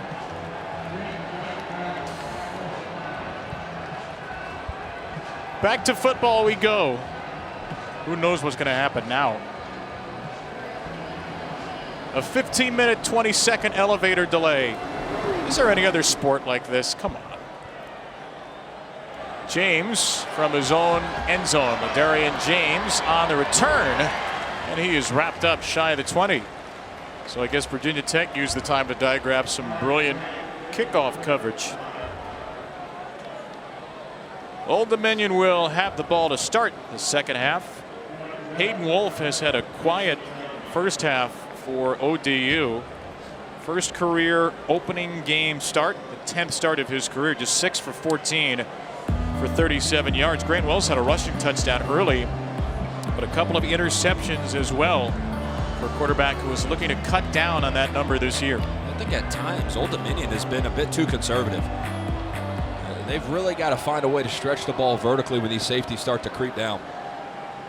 Look to throw it here. Wolf is pressured, got away from it to the sideline. That pass is incomplete. Watson was the target. You know, Ricky Ronnie told us this week that they went on a 5-game winning streak to get the bowl eligibility. And really where this offense took off during that 5-game winning streak was when Hayden Wolf started to excel at the RPO stuff, the run-pass option, giving him options to count the box and count the high safeties and throw it or run it based on that box count. And we haven't seen a lot of that this first half. Immediate pressure. Wolf dumps it out. It's the running back Watson, who again does well after the initial contact to gain 5 yards with Jalen Griffin all on him. Another 3rd down after the injury. An injured player on the offensive line of Old Dominion. That's Tyron Hunt, the left guard, who started 12 of 13 games a season ago.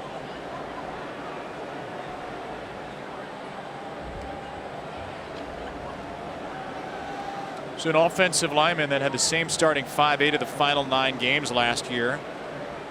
He really solidified it after a shaky beginning. And Tyron Hunt is heading, it appears, straight off the field. So Gary Hoover, senior from Neptune, New Jersey, is going to replace him at left guard. Old Dominion 1 for 7 on 3rd down in the first half, and 3rd and 5 they've run mesh routes and man coverage, and there is no safety into the middle of the field here. See how Hoover holds up here in pass protection. The new left guard. Offensive line was overrun there. The pass is completed but short. It is finally a completion to Zach Kuntz. And it's going to be shy of a first down. Yeah, the problem here is it's 3rd and 5, and Kuntz runs a drag route 2 yards short of the sticks.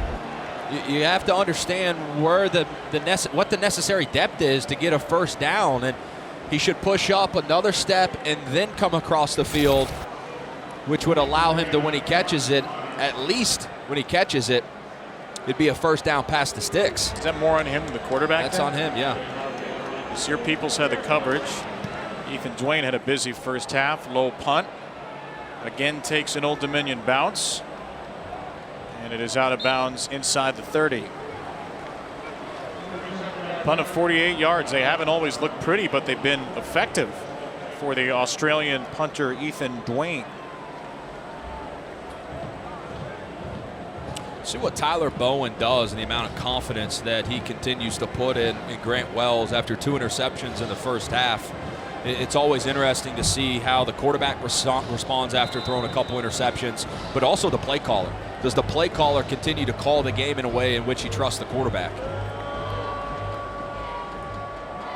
Handoff here to King. Keyshawn King had some nice first half runs, and he has a nice second half run to start.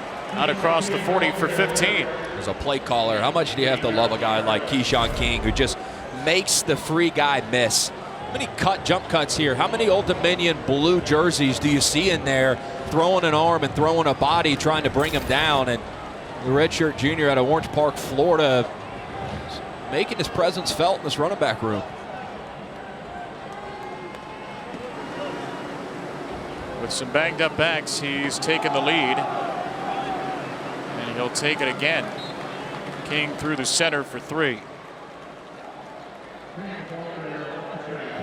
200 yards of offense in the first half for Virginia Tech. Now they have to deal with Ryan Henry, beg your pardon. Ryan Henry, redshirt senior, suspended for the first half, was hit with a targeting penalty in the second half of the Myrtle Beach Bowl. That does carry over to the next season for a full half. So he is on the field for the first time. Wells, short throw, that's a tight end. Drake Dulius with his first catch. Dulius needed 6 and he got 7. First down, Hokies. Yeah, the thing I love here, Grant Wells sees the blitz, he sees the safety rotation before, and he's got a plan. He feels the pressure, he throws into the pressure. How about that pickup on the blitz by Keyshawn King, which allows his quarterback Wells to get a first down. Flag came out right after the end along the Old Dominion sideline. There is no foul for offensive pass interference because the pass was caught behind the line. First down. Okay.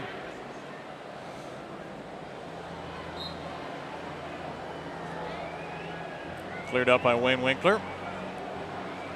Ricky Ronnie's second season, third year at Old Dominion. This is where you wonder if a shot is coming with some of these reduced, condensed splits on a first down play. Might well be. There's Gallo all alone, the tight end, first down, and more than that. Maybe not a full shot down the field, but a great job clearing out the left side for Nick Gallo. Oh, it's beautiful play design because Lofton to the field is just basically running a clear out route. He's running his man off, and that's what creates all the space for DeLewis out in the flats. And an easy pitch and catch for a lot of yards after the catch. From the Monarch 31, King again. Trying to squirm his way through the middle, a gain of 4 yards. When you think about what Brent Pry wants this offense to look like this year, this is what I feel like is going to be their brand of football. Tough, physical, 2 tight end sets, sometimes 1 tight end in the game. Running the football, getting into second and manageable here, and now you've got the option and the flexibility and empty for Wells to distribute it how he sees. King's wide to the right. There's a penalty marker down instantly on the incomplete pass to Gallo.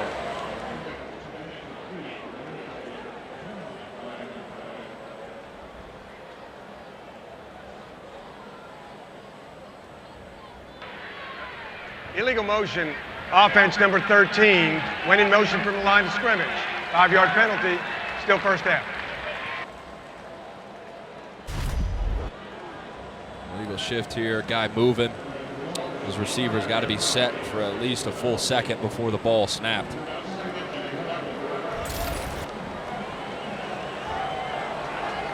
So instead of the 3rd and 6, Old Dominion will accept the penalty to get to 2nd and 11.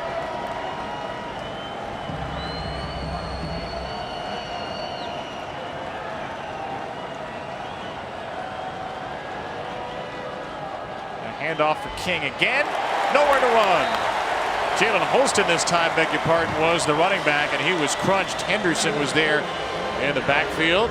Chris Trinidad 2, and it'll be 3rd and very long. Yeah. They split Lofton out way to the field, and it's a combination of Henderson, but also the nickel Sam coming in, seeing the run. Ryan Henry was all the way bumped out, double teaming Lofton to the field, and as soon as he saw run, he stuck his nose in there. Nice to have Henry back here in the second half. No gain on that play.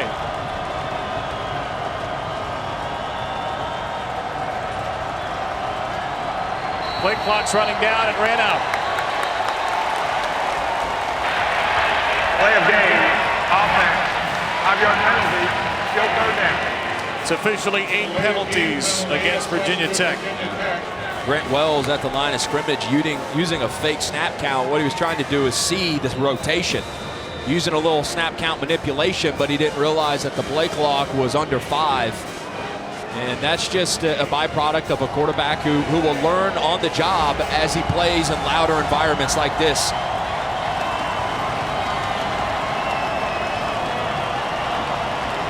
A lot of Hokie fans, but the Monarch faithful making noise. It's a 3rd and 16 draw. Wells will put Virginia Tech, we think, into field goal territory, a run of 10. But remember the last field goal try, Vincenzo Anthony had the high snap that was scooped and scored for a touchdown. And Anthony is going to return as the long snapper here for a Virginia Tech field goal try.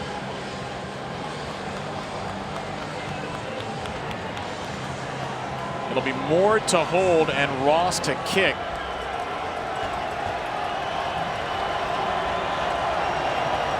Ross from 44. Snap is better, so is the hold. The kick is a beauty. Right down the gut from Will Ross to tie the game at 10. Good first drive of the second half for Virginia Tech. We are all square at ODU. With no fees or minimums. It's a historic day for Old Dominion. Its first football game as a member of this iteration of the Sun Belt, which they had previously joined in 1982. The Sun Belt expanded by 4 this year. James Madison, one of the best teams in FCS, moves up to FBS. Old Dominion, Marshall, and Southern Miss come from Conference USA. Just the right column there, Hudson, shows you how much deeper this league has gotten with the additions of App State, Coastal Carolina, notably over the last decade. I think the Sun Belt is one of the best, if not the best, Group of 5 conference in all of college football. I mean, it is top down. I mean, Louisiana was ranked last year. What Georgia State has done the past couple years, beating Tennessee a couple years ago. They took Auburn to the ropes last year. They got South Carolina tomorrow. I think it was a great fit for Old Dominion. I mean, regionally it makes more sense. The Old Dominion, Coach Ronnie told us, was traveling on average over 1,000 miles for an away game, and now they're traveling only about 500. And I think, too, on the schedule, it makes sense because you're going to get a lot more geographic rivalries. And people want hate in college football. That's what rivalries breed hate. Hate is what makes college football great. So here's your geography. ODU up in the top right. They're going to play James Madison, Marshall, App State every year. The Sun Belt's going to try to make this as geographical as possible. And I love what you just said, Ricky Ronnie, that indifference is bad for college football. Indifference is a killer. Hate is good for college football. He feels like it could be a better move for them. The administration fully on board. Conference USA, some good programs, but it has been a real geographic hodgepodge of a league. And this isn't perfectly airtight. It stretches from Texas to Virginia, but it's a lot better fit for Old Dominion, and the quality of play is very strong, as you mentioned, in the Sun Belt. First down for the Monarchs here, a run for Watson, and he will lose a couple. Nasir Peoples in the backfield. Old Dominion 8 drives so far in this game. They've had 5 3-and-outs. You want hate in college football, or you just want good cartoons? Yum.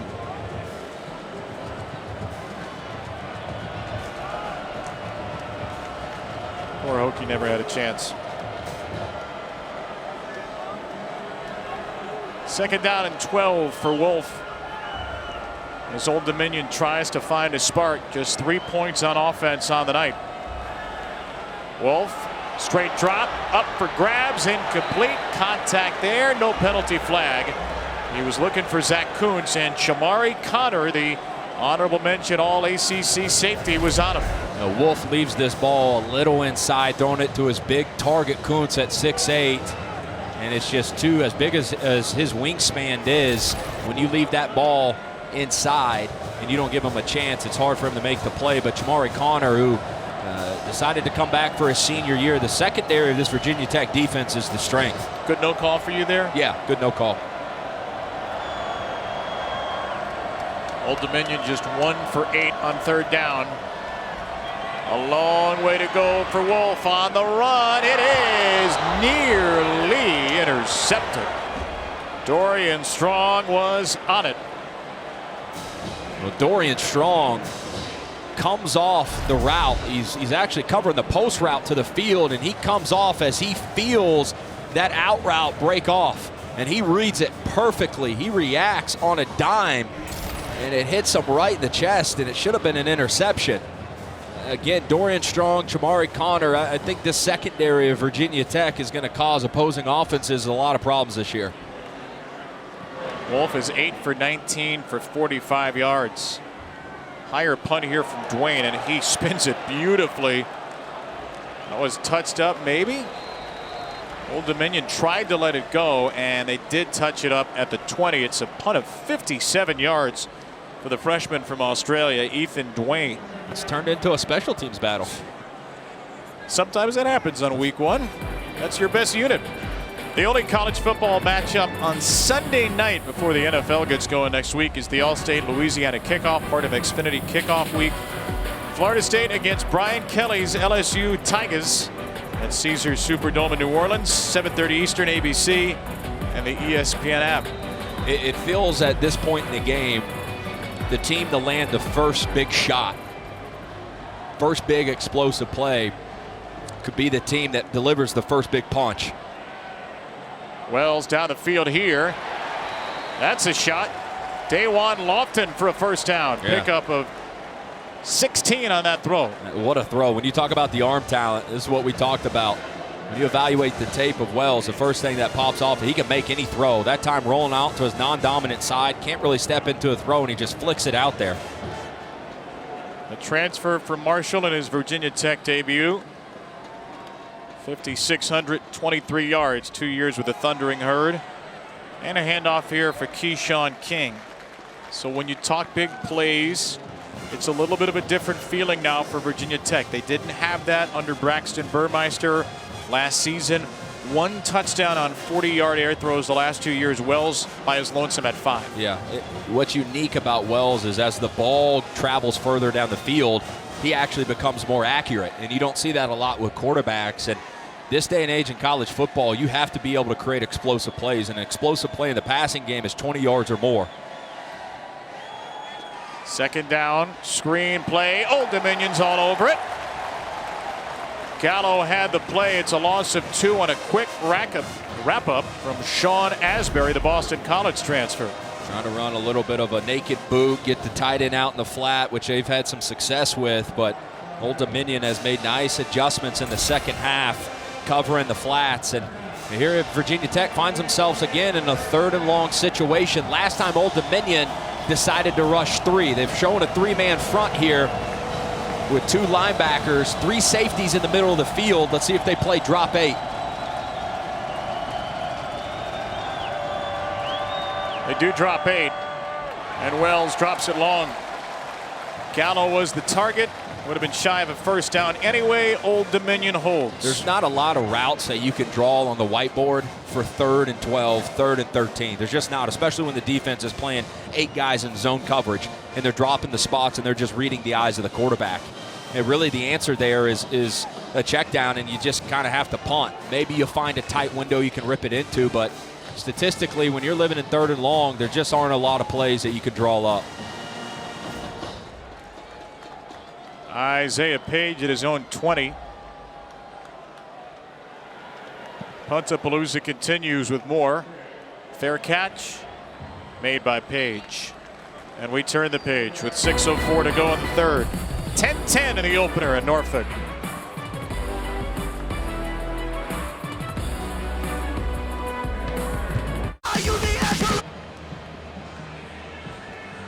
Old Dominion trying to get anything going on offense. 7 of their 10 points came on a scoop and score on a bad snap on a field goal. Kevin Riener is the acting offensive coordinator here. He was announced on August 21st. That's just 2 weeks ago. Dave Patno was the offensive coordinator, abruptly resigned on August 12th. And so Riener is just 30 years old. Is calling plays for the 2nd time. Wolf is hit. The ball is out. It's picked up by Virginia Tech's Dax Hollifield. Jaden Keller punched it out, and it's a takeaway for Tech at the 10. And it's an RPO, and the one downside about RPOs is your offensive linemen are blocking runs, but the quarterback has the option to throw it. And so if that ball doesn't come out quickly, bad things can happen. And Dax Hollifield picks up after Hayden Wolf just gets drilled from the blind side. Dax Hollifield, who punched the ball out for Virginia Tech's first turnover earlier in the game, this time right place at the right time. A 5th-year linebacker. It was Jaden Keller, who did not have a tackle a season ago, with the sack, and there is the lunch pail. Hold it high, Hokies. It's back. So an empty backfield for Wells on 1st and goal, and flags are flying from everywhere. This is the one mistake that Old Dominion just couldn't make. It has been a field position game so far. And in games like that, it really comes down to which is the first team that makes the first big mistake. All-star offense, number 89. 5-yard penalty, still first down. Drake Dooley is the tight end. 5th turnover of the game. Virginia Tech's committed 3, and now Old Dominion 2. If I'm Old Dominion, I'm selling out to stop the run, but you have to remember, and you have to account for the legs of the quarterback. Last time they were down here in the 1st quarter, Wells pulled it on his own read for a touchdown. We'll give it to King here, following his blockers inside the 10, down to the 6. That's a gain of 9 for Keyshawn King. The redshirt junior up over 100 yards. He's had a great day, hard runner. He's going to get more and more opportunity throughout the season because of his performance today. They pulled a guard, pulled a tight end, run a little counter tray action.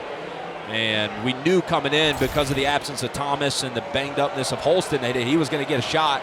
He goes over 100 yards already. 103 career carries, 108 in 23 games. 3 rushing touchdowns. He's been the bell cow this evening. Play clock at 4. It's Wells on the keeper. Nowhere to throw it.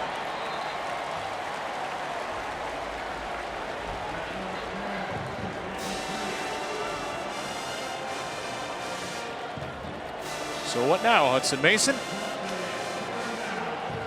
You know, this is a situation in the red zone where you'd like to take advantage of a taller receiver or a taller tight end. Virginia Tech doesn't have a 6'4", 6'5" receiver, and here they got a bunch formation to the right.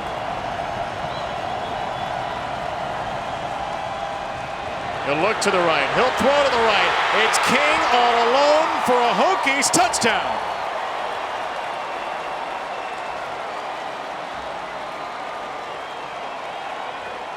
Grant Wells catches it, and it felt like a screen. I think it threw off the defensive line of Old Dominion because the way Wells was retreating just made it feel like it was a slow screen.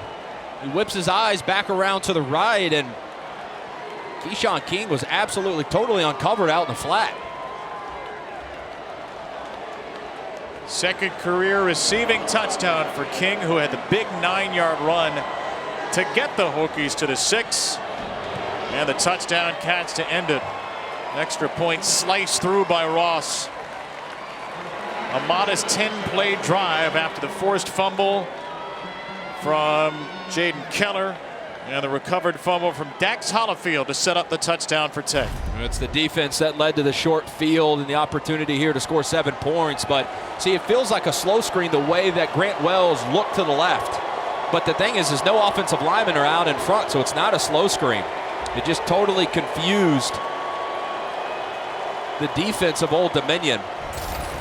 And I go back to the fact that in a field position game, when your offenses are struggling in a game like this, it always typically comes down to which team makes the first big mistake. And Virginia Tech has been aggressive all night. Their defensive line, especially the interior part of this defensive line, has caused havocs. They caused a havoc there that led to a fumble recovery and a touchdown. Well, you want Bud Foster lunch pail defense? Virginia Tech's giving it to you. 3 points allowed defensively. The Hokies have completely stymied Old Dominion and finally given opportunity after opportunity. They do cash in for 7.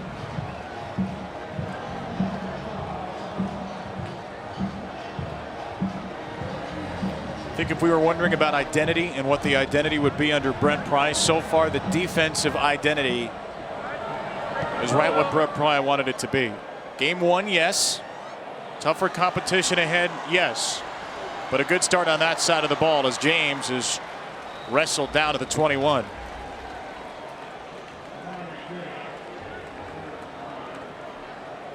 I mean, this was not a good unit last year, Virginia Tech's defense. They were the 5th best scoring defense in the ACC, but on a yards per play basis, tied for 92nd in the country, allowed nearly 6 yards per play, 98 in the country in rushing yards per carry. Their pass defense was not great. These are the ACC ranks for Virginia Tech, and there's the new coordinator, Chris Marv. He's not calling the plays right now. Brent Pry is. Chris is a very young guy, bright star in the coaching business. And the expectation is at some point he does take that responsibility. Here's a good first down run for Blake Watson. Chris Marv, who, by the way, told us when we asked him, why did you coach football? He said it was the last thing I was thinking about in college. At Vanderbilt, he was a double major in human and organizational development and sociology, and just felt driven right at the end of his career, in part because of Brent Pry, who was his linebackers coach and has been a mentor to Chris Marv since the start of his college career. Watson again trying to spill forward for the first down. He's right near it. Marv has done a tremendous job everywhere he's gone. Last year at Florida State coaching linebackers, and if you look at the way that he helped and helped improve Florida State's rush defense by 50 yards. I know as soon as Brent Pry got the opportunity to start to put together his staff, he thought of Chris Marv, 33 years old and an absolute rising star in this profession. You asked him what made you say yes. He said Brent Pry. Brent Pry. Speak for itself.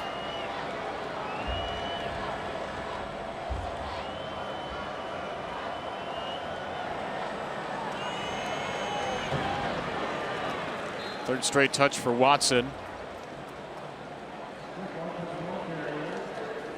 Finally a first down in the second half for Old Dominion. Hayden Wolf is going to have to change up the snap count because Josh Fuga a couple times now, and that play in particular is getting a beat on the snap count. As a quarterback, the snap count is your friend. You got to go on one, you got to go on the quick, but you got to mix it up. And that'll help out your offensive linemen because it'll slow down the pass rush.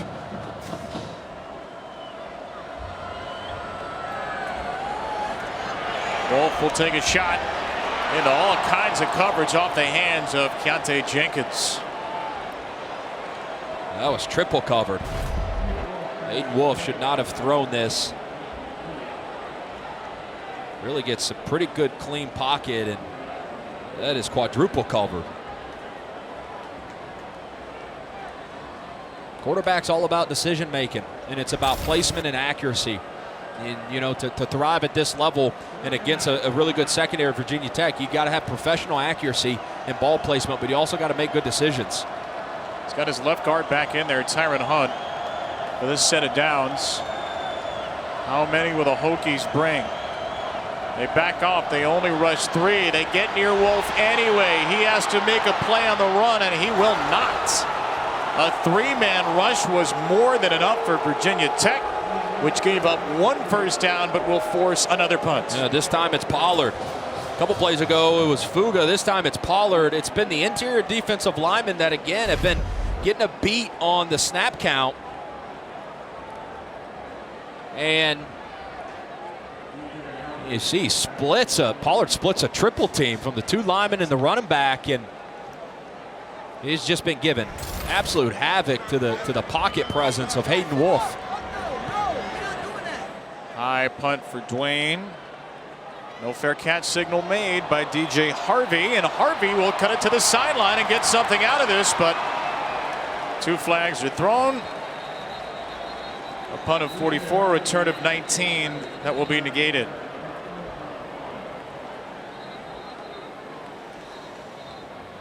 That could be a taped shot from any number of moments in this game. Has not been clean penalty-wise for either team.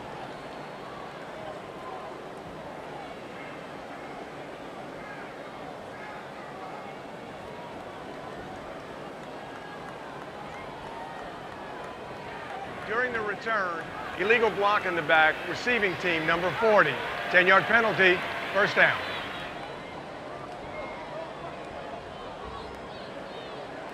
Saturday, 2 great matchups highlight our Week 1 college football lineup. Chick-fil-A kickoff, part of Xfinity Kickoff Week. Oregon and defending champion Georgia at 3:30 Eastern in Atlanta, followed by Notre Dame at Ohio State, 7:30 Eastern on ABC. Both games streaming live on the ESPN app.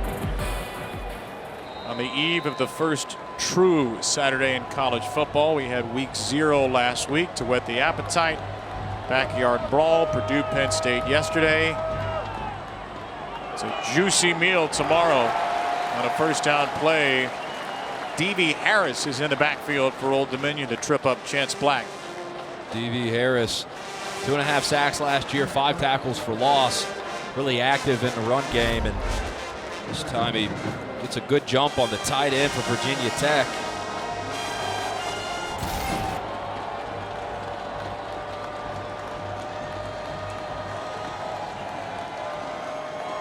Again into the hands of Black. Couple of shots here, but by and large, Virginia Tech has stayed on the ground, even without the injured Malachi Thomas. It feels like when Virginia Tech has been, I don't want to say backed up, but when they've been on their own 20 or 25, they've taken a more conservative approach. Now they find themselves in a 3rd and 7, and Old Dominion has done a really good job of mixing up their pressure packages tonight. Sometimes they show it and they back out. Sometimes they show it, they bring it.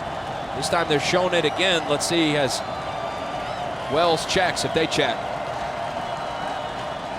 A lot of pressure coming off the back foot. Wells a little bit too long, and his receiver didn't see it. Pressure came from E.J. Green, the backup linebacker, as Wells took a shot. Yeah, they bring an all-out pressure, playing man with a single high safety, and Wells takes a lick. Tries to put enough air under it, knowing he's got to anticipate, let it go early. And I thought it was interesting this week. Blake Seiler, the defensive coordinator for Old Dominion. Remember, Grant Wells at Marshall last year played Old Dominion. He was kind of the hero of the game. 2-minute drive, ended up winning it for him. But asking Blake Seiler what he wanted to do differently, he said blitz more. Good field position coming. Isaiah Page with a fair catch. Only a 34-yard punt for the All-ACC punter, Peter Moore. Here's Old Dominion with great field position. You wonder just where is that shot? When is it coming? You know, they've been really reserved tonight on taking opportunities when these safeties for Virginia Tech have started to creep lower and lower and lower as the game goes on, and you see him here 8-9 yards, which is pretty shallow. 6-3 and outs for Old Dominion, 5 turnovers apiece. The backyard brawl, it is not. Monarchs looking for their first offensive touchdown tonight. Wolf will hand it off. Nothing doing. Dax Hollifield was all over it. And Armani Chapman, the cornerback, as well, for a loss of a yard on Watson. That's Armani Chapman, the corner, who comes in from the boundary. Anytime that ball's on the left hash and that safety starts to creep over there, that means somebody's coming.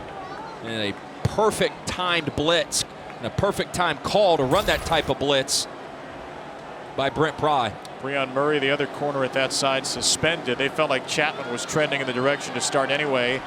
Wolf just didn't get rid of it cleanly. Had the comeback for Jennings. That was not cleanly released, and maybe the pressure is starting to get to Wolf a little more. Yeah, Virginia Tech has done a good job of making him move his feet. There haven't been a lot of clean pockets, and here, you know, the Hokies only bring 4.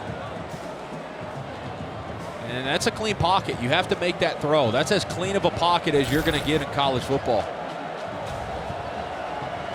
What do you see here from Wolf's eyes? They're showing no safety, but 24 is about to roll.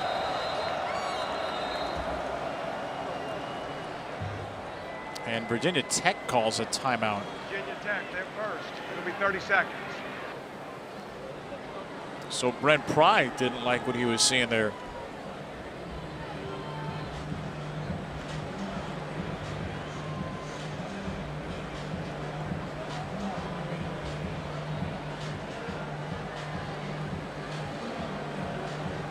What can you do here offensively if you're Old Dominion?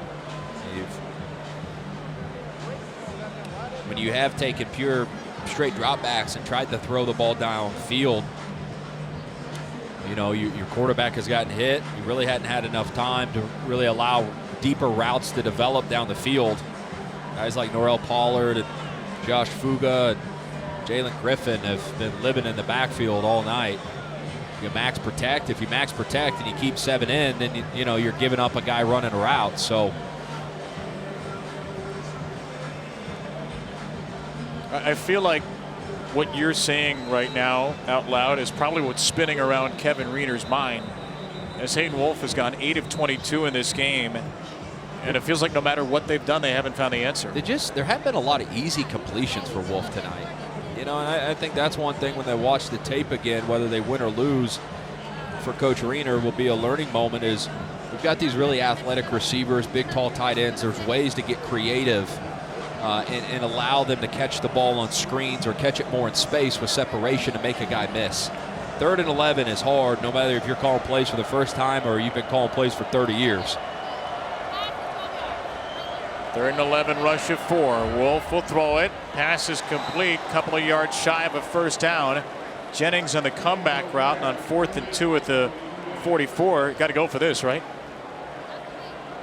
Yeah, I mean, depending on if it's actually 1 yard or if it's less, the ball is spot. But, you know, Jennings needs to take one more step.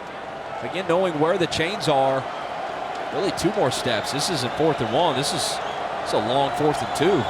Running back is Watson.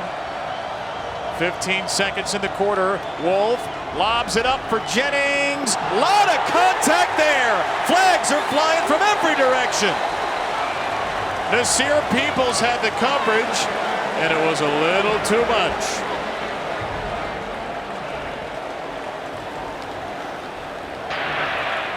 Pass interference. Defense, number 5. 15-yard penalty and an automatic. Well, Jennings does a really good job of getting Peoples in a trail technique, meaning he's got him in his hip pocket. And watch this, as soon as Jennings kind of turns his head, as a DB, you're thinking, okay, the ball is close. And that's when DBs start to tend to swipe and stick their hand out because they're thinking the ball's about to fall in the arms of the receiver.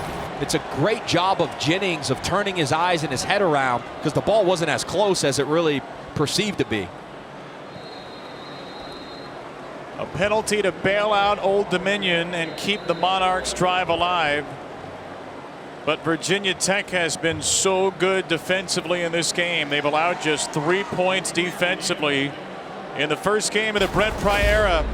It's been a lunch pail kind of night. The forced fumble by Keller, picked up by Hollifield, led to the touchdown to King. Hokies in the lead with 15 to play.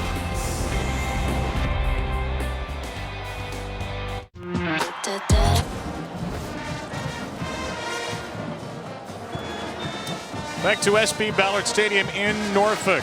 Kevin Brown and Hudson Mason with you. Virginia Tech in front by 7 in the start of the 4th quarter here in this opening week of college football. But Old Dominion driving to try and tie. Hayden Wolf will check it down, looking for Zach Kuntz. He hasn't been looking for Kuntz too much in this game. Just 1 catch for Kuntz, 5 targets.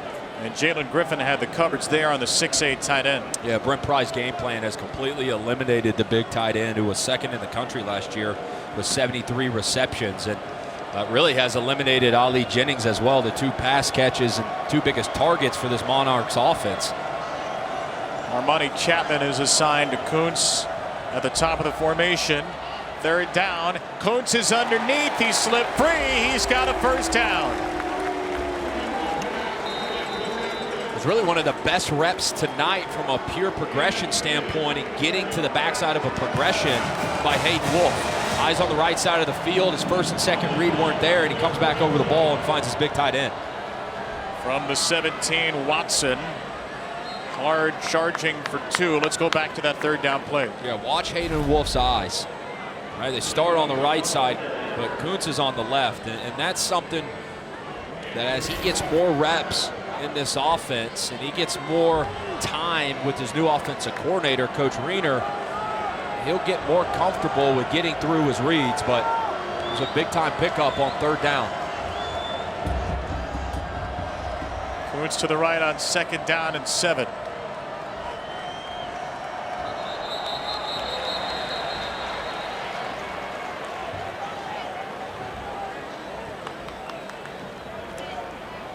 The reduced split, the shift by the defensive line of Virginia Tech spooked this offensive line at the last. Well, they're calling it on Virginia Tech. The umpire, Trent Crawford, jumped in and may have changed this discussion. I wonder if they're saying that Virginia Tech called out the snap, because I mean it was a penalty right before the snap, which is why I thought it would have been a false start.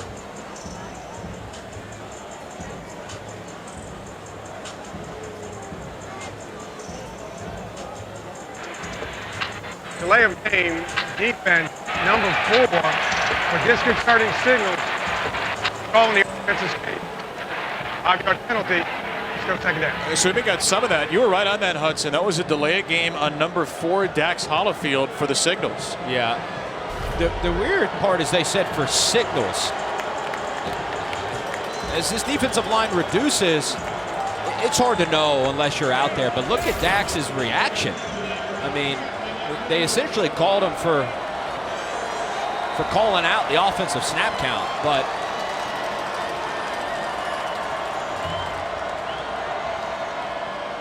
second and 2. It's Wicks, the backup running back, taken down with enough for the first down. Jaden Keller with a tackle. It is first and goal, Old Dominion. Keyshawn Wicks, the 6'1", 193-pound sophomore, at a great camp. A little bit of a bigger back. He spells Watson. Just the 10th first down for ODU, which has still not scored an offensive touchdown. Woods has one-on-one in the slot to the right. Low snap, Wolf will look that way for Kuntz. He overshot him. Coverage was there from Jamari Connor. Again, when you have a big body tight end like that, you have to give him a chance to go up and make a play. The overthrow is really the worst possible thing. And that ball almost sails out of the back of the end zone.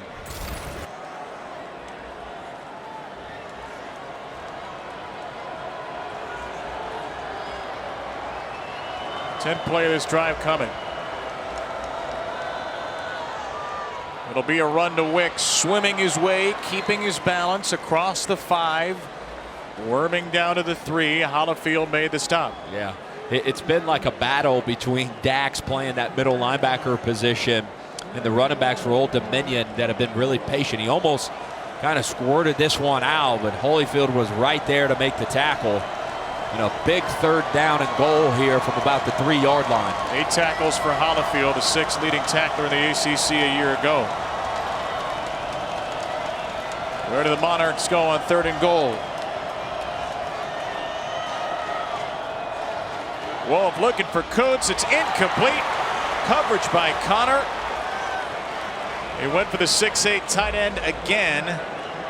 What will Old Dominion do on 4th and goal from the 3, down 7? Running a slant. Kuntz runs a good route. He's open early when he comes out of his break, and the ball's a bit late, which allows Connor to recover and break it up. You like the field goal here? 4th and goal from the 3, down 7?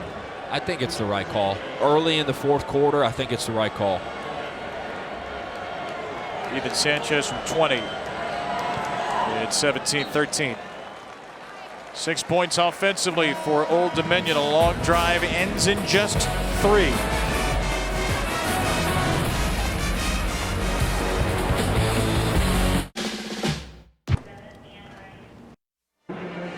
Beautiful moment between the 1st and 2nd quarters today. Those 2 kids are Foster and Cam, 6-year-olds who became best friends in a local hospital here in Norfolk because they were both undergoing treatment for leukemia. They beat leukemia, and now they've received their wish, which was a trip to Disney World. The kids are children of parents of ODU and Virginia Tech alums. Their wish was to visit Disney World together, and on the field, in between the quarters, they were surprised with that wish. A wonderful moment here on this opening week of college football. Foster and Cam have a great, great trip down at Disney World. 2 friends for life. On the return, Chance Black up to the 29. Virginia Tech will have it there. 12:24 to go and a 4-point lead in this first game under the new head coach Brent Pry. First game under the quarterback Grant Wells. How's he played so far? I think he's rebounded nicely after the 2 interceptions, and what I love to see is that his play caller has never really lost faith in it. As I said, you can lose faith as a quarterback. You can get a little trigger shy after throwing a couple interceptions, but so can your offensive coordinator. And I think Tyler Bowen, who's calling plays for the first time in his career, has done a nice job trusting him. He's 3 for 7 on deep shots in the game. Keyshawn King here. Wells, a couple of years at Marshall. He's a Conference USA Freshman of the Year in 2020. First freshman quarterback to be named first team All-Conference USA. Honorable mention All-Conference a season ago. It's another injured Old Dominion player. That's Robert Kennedy, the touchdown scorer from the first half.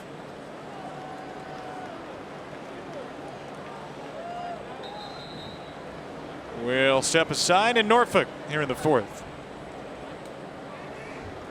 The Boeing Red Tails Classic is more than a matchup between two historically black colleges and universities. It's a reminder of the Tuskegee Airmen's bravery and sacrifice, the first class of black fighter pilots who trained at Tuskegee Institute in Alabama during the height of Jim Crow. The Boeing Red Tails Classic opens the college football season, so follow the action on social by using the hashtag #RedTailsClassic and enjoy the game. So sweet, so crispy. Nobody makes breakfast as good as Wendy's new home-style French toast sticks. Nobody. Nope. Keep talking. I can't hear you. I should probably stop. Choose wisely. Choose Wendy's new. Virginia Tech's got the lead here in Old Dominion.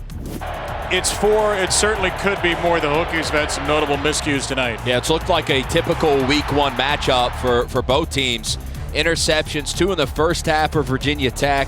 Miscommunication on a route, a bad decision to throw an out route versus a press corner, and then a sloppy snap on a long Virginia Tech field goal that led to a scoop and score and the only touchdown of the night from the Monarchs. Was this a miscue? The coaches got stuck in the elevator for 15 minutes. That wasn't their fault. That's a harsh miscue right there. But it's week one. We're all ironing the kinks out. Even the elevator operators. This was a 4th down penalty against Nasir Peoples, extending a drive and leading Old Dominion to 3 points. A lot to iron out for Brent Pry. It's week one of what should be many in his Virginia Tech career, and he's got a first down here. It's the tight end Nick Gallo, who's been pretty involved in the passing game tonight. How many times has Virginia Tech burned Old Dominion with the tight end just leaking to the flat? They kind of show the ball like it's going to be inside zone. Those linebackers kind of suck up thinking it's going to be Ron, and then the tight end comes from the opposite side of the formation and just leaks into the flat.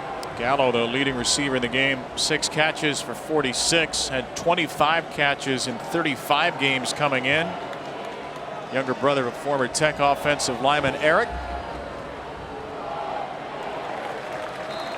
Keyshawn King tripped up. Terry Jones, who's had a nice night, had an interception. And on that tackle. This defense, this Monarchs defense, which has 7 starters back this year, is going to be a tough defense to move the ball on in the Sun Belt this year. They lost their all-time leader in tacklers, Jordan Young, but that's Henry 8, Henderson 42. They feel really good about those 2 linebackers. Brought back the whole defensive staff as well under Blake Seiler. Youngest coaching staff in the country here. Wells hit and delivered another one to the tight end. That's catch number 7 for Nick Gallo, as Wells once again shrugs off a hit. I like the way the tight ends have been featured in this offense, and I like how Wells goes through his progression here. He gets back to the other side of the field and finds a completion. That was something that Tyler Bowen has been preaching to Grant Wells. Find completions. When you find completions, good things happen. Let's see if he can find one here on 3rd and 5.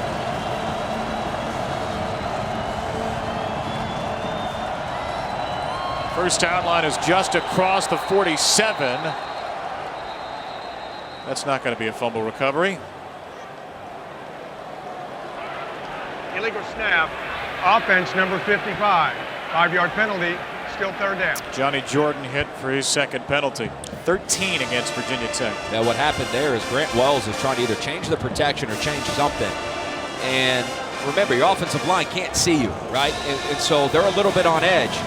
They're expecting set hut. And so when you walk up to the line of scrimmage and you yell something, sometimes it can spook your offensive line, and I think that's what happened there.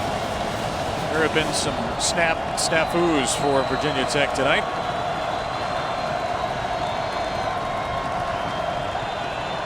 Wells quarterback draw, he almost broke it, but it was covered up well enough at the point of impact. And no gain. Jason Henderson, Chris Kane were in there. A punt coming up. They ran this same play earlier in the half, and they picked up about 10 yards on it, and this time Blake Seiler said, nuh-uh, I'm going to have every gap accounted for. I'm going to play man on the outside just like he told us he would do, and he'd be really aggressive. Trust his corners, his senior corners. And they ran a nice TE stunt, tackle in stunt. Virginia Tech wasn't able to pick it up. High booming punt from Moore. Harris leans into the fair catch, a short one. A lot of hang time, but only 30 on the kick.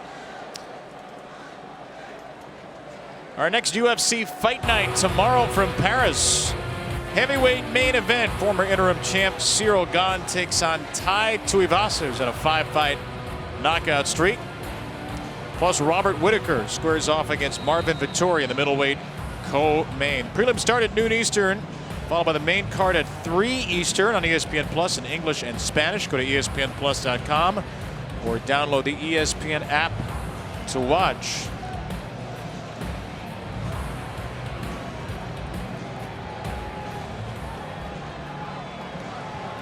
Old Dominion winners of 5 consecutive regular season games to end the season last year. They were really humming offensively. Scored just 10 offensive points in the bowl game against Tulsa. Only 6 offensive points today. Hollifield with a tackle on Sims. No gain on first down. How many times today has Hollifield just been unblocked? You know, it's like too many? Too many. I mean, you might want to get an offensive lineman on him. The guy's a tackling machine who will put his body on the line and do whatever it takes. Wolf, there's the shot. One-on-one. It is caught. What an adjustment. Ollie Jennings finally makes the big play they've been waiting for. 35 yards. Speaking of adjustments, Kevin, that's the throw that Hayden Wolf had to make. The underthrow to give his guy a chance to make a play. Keep it on the ground on first down. Hollifield another tackle. We go back to the catch for Jennings. How many times have we seen Wolf overthrow his receivers? He gets the one-on-one matchup that he wants with his receiver who had over 1,000 yards receiving last year, and that's just like a back shoulder underthrown ball. That is a great throw and great execution on the throw from Hayden Wolf. West Virginia transfer had over 850 yards in the last 7 games a season ago. Second down and 10. Obisani is the running back, and a very conservative pair of plays after the 35-yard pass. And I think that's where they've gotten a bit predictable, and Brent Pry and his defensive staff have figured out after an explosive play or a first down, Old Dominion has been heavy run following those type of plays. They've got to do something to break up the predictability after a big play or a first down, coming back with a run, because Virginia Tech has it totally sniffed out. 2 for 13 on third down. Wolf up top again. This one is incomplete. Tight coverage by Armani Chapman on Jennings. They took another single coverage shot with Ollie Jennings, and Virginia Tech was all over it. Yeah, this is really good coverage by Chapman. Give him credit. Earlier in the game, he panicked when he had his back turned, and he got charged for a pass interference.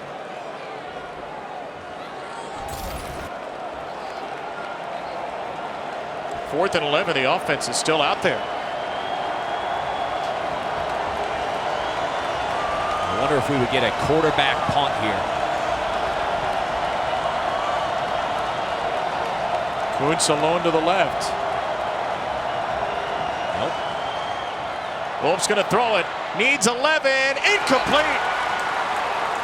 Into the center of the defense for Jennings. Virginia Tech holds strong. Dorian Strong with a coverage for the Hokies.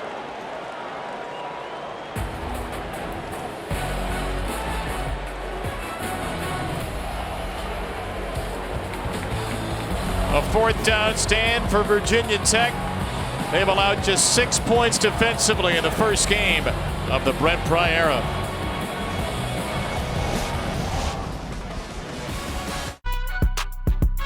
Finished? The greatest story ever played, the College Football Playoff on ESPN.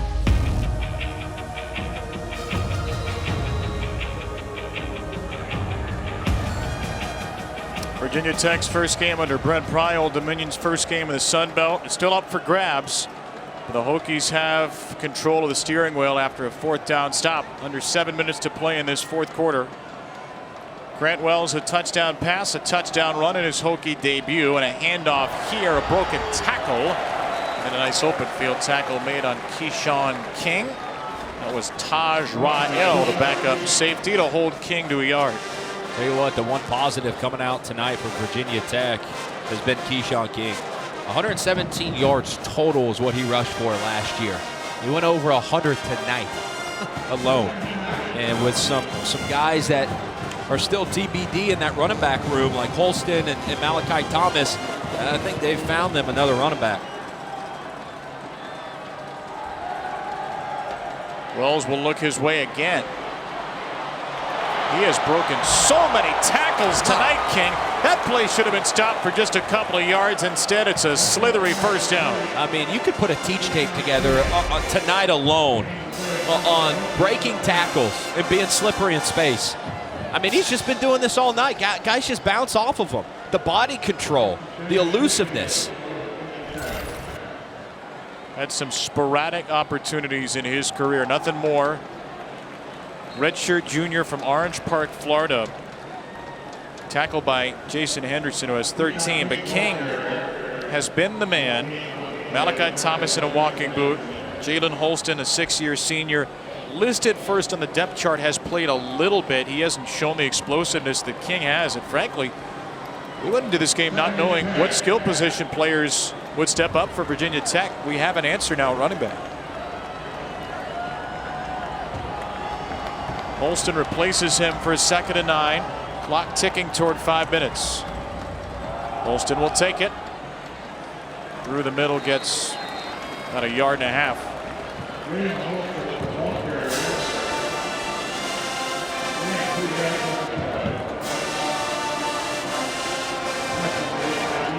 What's your thought process here for Tyler Bowen, offensive coordinator? You definitely want to play it safe. If you're going to throw it, maybe a screen, maybe a short to intermediate, high percentage completion type throw.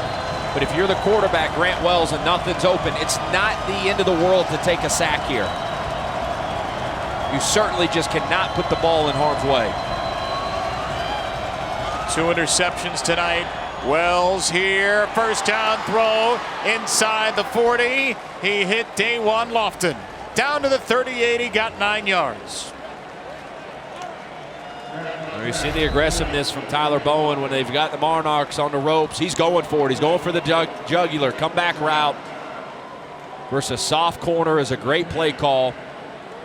And Lofton slams on the brakes. You get enough time and protection. And Wells executes a beautifully thrown ball. And now what you're thinking is bleed this play clock down to under 5 on every snap. And if you're the running back, ball security is the most important thing. Snap it a little earlier than that. It's a pass instead. It's the tight end Drake Dulius, the 6th-year senior. Got 5 yards, stayed in bounds, under 4 to play.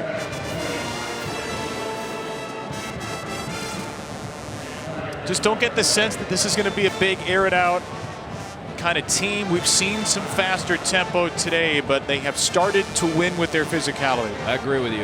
This isn't going to be a team as the season goes on that throws the ball 40+ times a game. They want to be balanced. Their head coach is a defensive coordinator. He wants to run the ball and play really good defense. Holston again. Jalen Holston brought down. There's a flag on the play right near the line of scrimmage.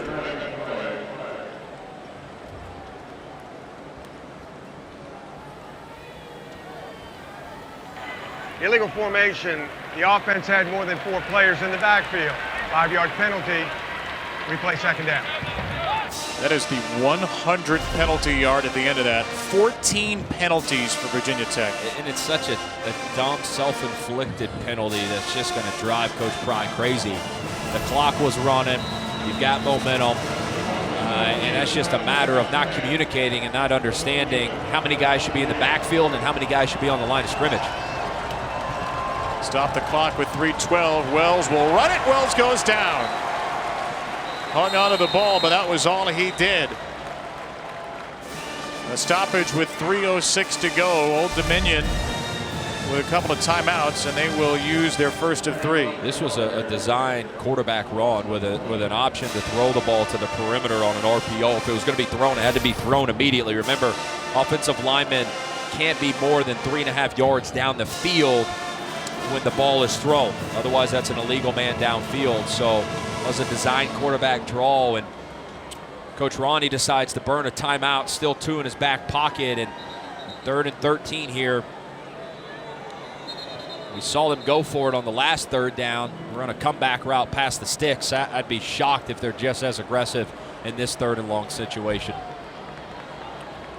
Well, it's down to crunch time now for these two coaches who know each other so well, who ran so many 2-minute drill battles in their time together at Penn State.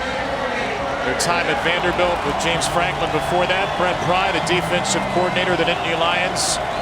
Ricky Ronnie, his good friend on the other side. Not friends for these 60 minutes. 3rd and 13. They'll look to throw it with Wells. A short pass. It is intercepted. Oh, wow! A flag thrown very late. Ryan Henry had the interception right out of the hands of a Virginia Tech player, Holston. There was a very late flag thrown as well. Grant Wells' helmet momentarily off. Yeah, the penalty is going to be on Marcus Haynes of Old Dominion. He blindside hits and blindside blocks. After seeing the replay, I'll be able to tell you if it's dirty or not, but he went straight after Grant Wells after the interception. So the penalty is going to be on Old Dominion. Wells shaken up after the hit. After the play was over, sportsmanlike conduct, number 9 of the intercepting team. 15-yard penalty, 1st down. That's number 9's first unsportsmanlike conduct foul. So the interception will stand for Old Dominion. The Monarchs will have the ball on the 3rd interception of the game thrown by Wells right out of the hands of Holston here. They're trying to hit a couple over routes by the tight end and the slot receivers, and it's covered well. And Wells just drops it down to his running back, and you know, it's a tough situation because is it a catchable ball? Yes, there's the unsportsmanlike conduct hit from Marcus Haynes. You know, as a quarterback in that situation, I see where Grant Wells thinks that, okay, I'm just checking it down, and he hits the running back right in the hands, but threw it pretty fast and it got on him quick. Running backs aren't known for having great hands, and as quarterbacks, we're always taught, you know, take a little bit off when you throw it at a running back. And there were multiple blue jerseys around, and tip balls typically in zone coverage always lead to interceptions because in zone coverage, there's a guy behind the defender. Well, the last graphic you saw tells a story that Virginia Tech in one game has matched 1/3 of its season total from a year ago in turnovers. Some good moments for Wells in his Hokie debut, but 3 interceptions. A bit of a backbreaker here as his team gives up control of the throttle. And can Hayden Wolf, on a night where Virginia Tech has flummoxed and frustrated him at every level, pull some magic out of thin air? From his own 26, Wolf has a wide open receiver. It's Jennings. What a start that is. Ollie Jennings wriggling free here in the 4th quarter for 24. You get Jennings running the corner out from the slot, and you get Kuntz, the tight end, running the out route. Watch the corner, number 9, drive on the underneath route, which leads to the big play over the top. That was Chapman, the corner, who went under. Jennings went over from midfield. This play negated. Wolf was looking for Jennings again. False start. Offense number 53. 5-yard penalty. Still 1st down. Kadir Kunta with a 6th penalty for Old Dominion.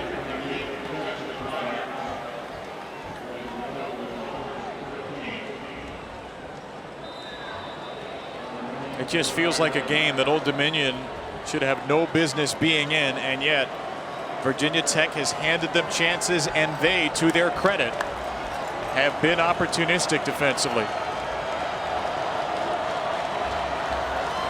1st and 15. Kuntz, the man in motion. Trouble with a snap. It is up for grabs and incomplete. Hollifield all over Kuntz. A risky decision by Hayden Wolf after the bobbled snap.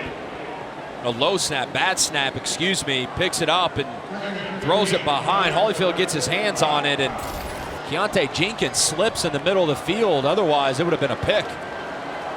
Xavier Black, the walk-on center, with a low snap, replacing a 6-year player, Isaac Weaver.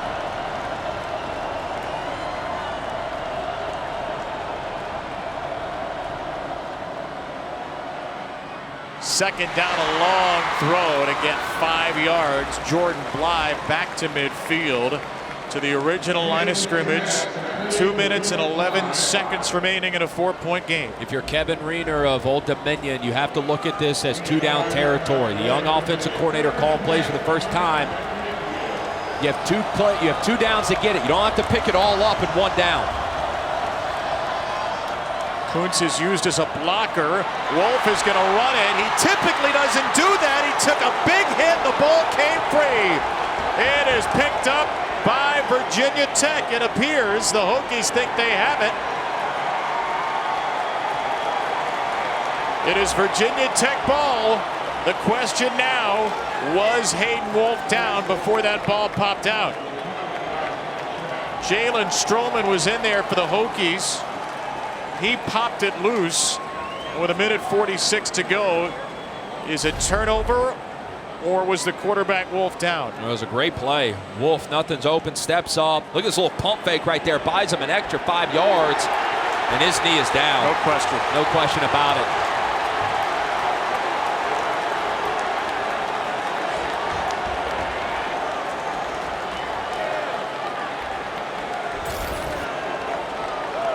Monarch offense is just going to hang out for a moment as we're in replay purgatory. This should not take long. But we'll build the drama for you and go to break here. 1:46 to go. Who's going to have the football when we come back? When you're awake. Old Dominion has the ball back after video review. Hayden Wolf, the quarterback, clearly down on a play that was originally called a fumble. There's the knee, ball in possession. So 4th and a yard here from the 41. What are you looking for Old Dominion? Well, Old Dominion in short yardage situations like this, they've tried to run the ball right up the middle. But that pesky, stern front 7 of Virginia Tech has not allowed them to get much yardage on situations like this. Old Dominion with 2 tight ends set in. Typically, that's a heavy run personnel set. It'll be Watson. It took way too long to develop, but then Watson got free anyway.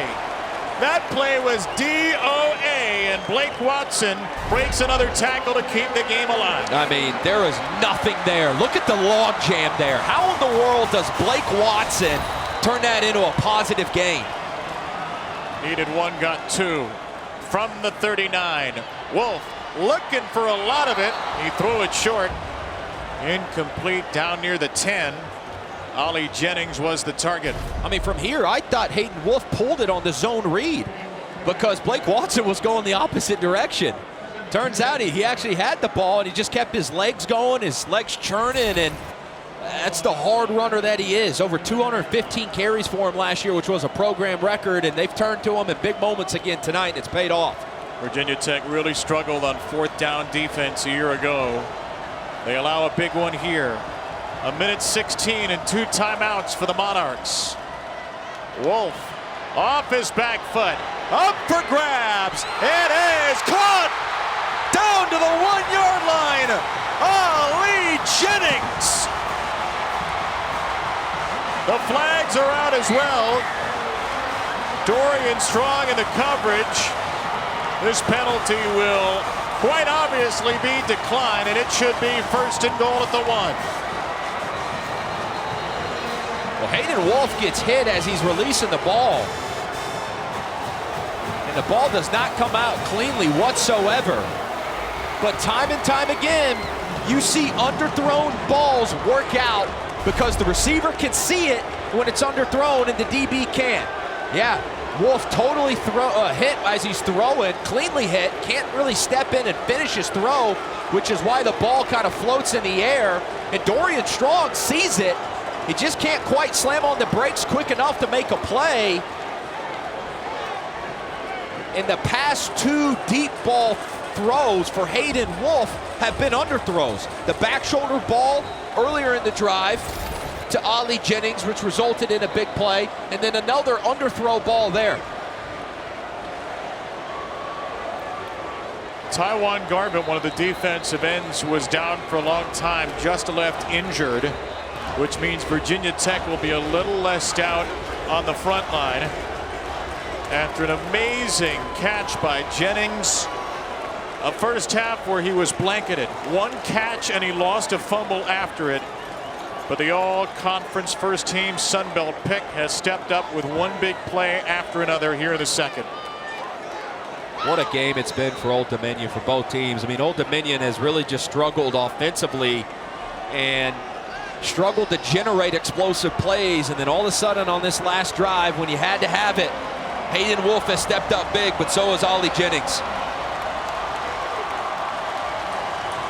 No timeout was taken, just an injury timeout, which means the clock continues to run. 45 seconds and ticking. Now a timeout will be called by Virginia Tech.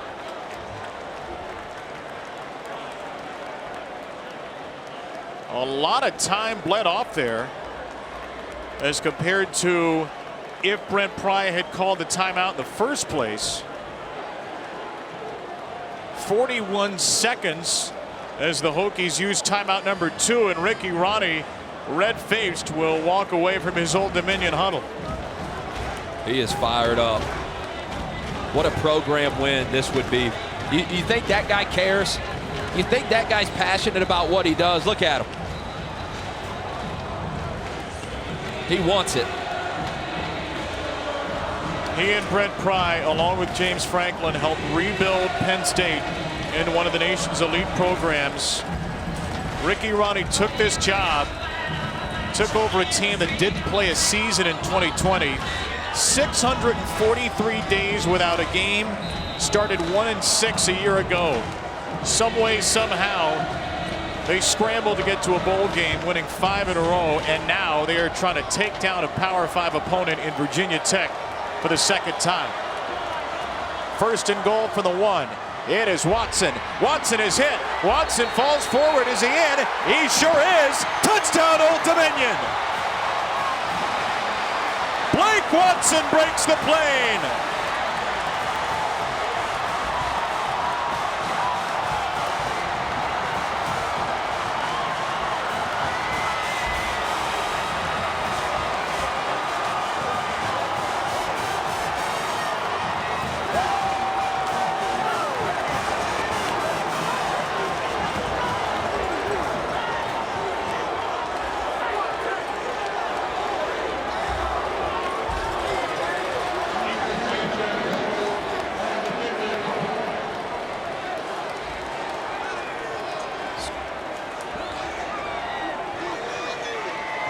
Sanchez to make it a 3-point game.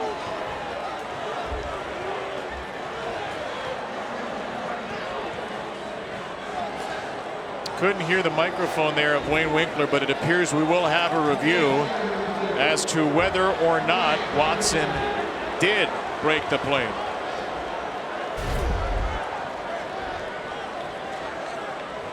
Remember, the ball, all the ball has to do is cross the front plane of the end zone for it to be a touchdown.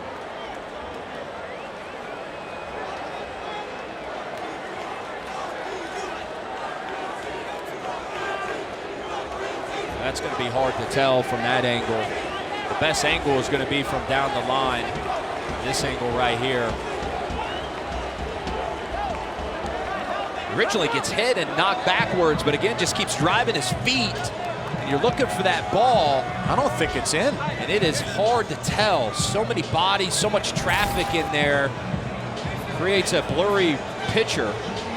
And the fact that the ruling on the field is touchdown is so consequential here, because I'm not sure we ever see that ball get across the goal line on that last angle. I'm with you. I don't think I see clearly that the ball crosses the plane, but you always, as we saw earlier on the fumble review, is there clear evidence to overturn it? And that's what I'm wondering right now. Is there enough evidence for the replay officials to see to overturn this?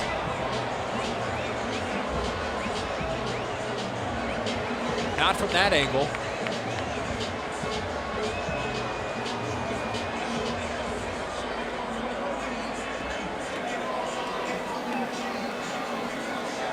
I mean, I don't see a ball ever. Maybe from the other end zone view. Remember, it's the ref that is calling it has a better angle than we do, right? The ref is on the other side of the end zone, closer to where the ball was. But after video review, the runner was short of the goal line, therefore it is not a touchdown. It will be second down, goal to go inside the 1. The replay decision qualifies for 10-second runoff. Please set the game clock to 27 seconds, and the game clock will start on the referee's signal.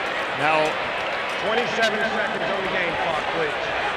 What you don't want to have here if you're Old Dominion is a false start. I mean, the ball is inside the 1. They said it's on the 1. It is on the inch-yard line. And Old Dominion is in shotgun here. I can't believe they're not going under center and running a quarterback sneak for how close the ball is to the end zone. Old Dominion could take a timeout to negate the 10-second runoff. It does not appear that they are going to. So the clock will go to 27 seconds because of the 10-second runoff here in the final 2 minutes. I don't think Old Dominion has taken a snap from under center all game. They will not do it here.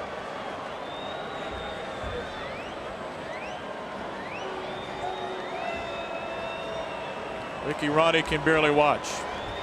I mean, Virginia Tech is expecting run up the middle. They're going to sell out 9 guys to stop the run. And you're really at a numbers disadvantage running the ball here up the middle if you're Old Dominion, because they've got 9 and you've got 8. The quarterback, unless he can pull it and use his legs here. Now, is Ricky Ronnie going to use the timeout? His team's heading back to the sideline.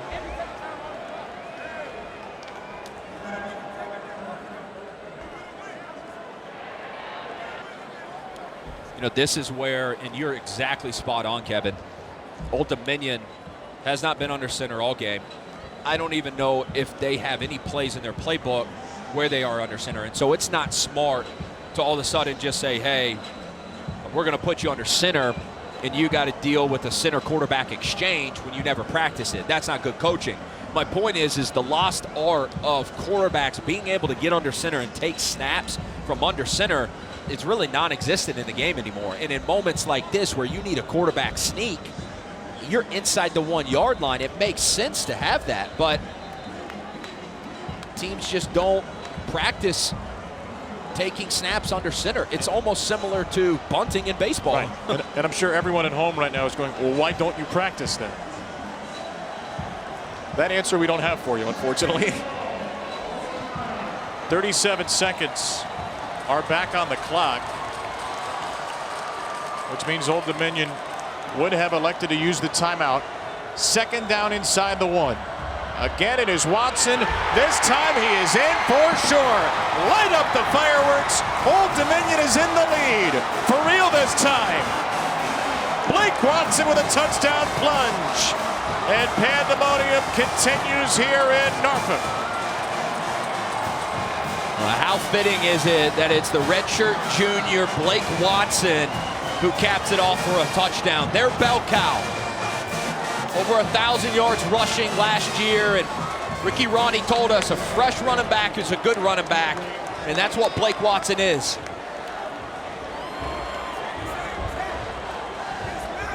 74 yards down the field after the interception. The ball that went through the hands of Holston into the hands of Henry. And Blake Watson, who ran for 1,112 yards a season ago, with one of the biggest yards of his life.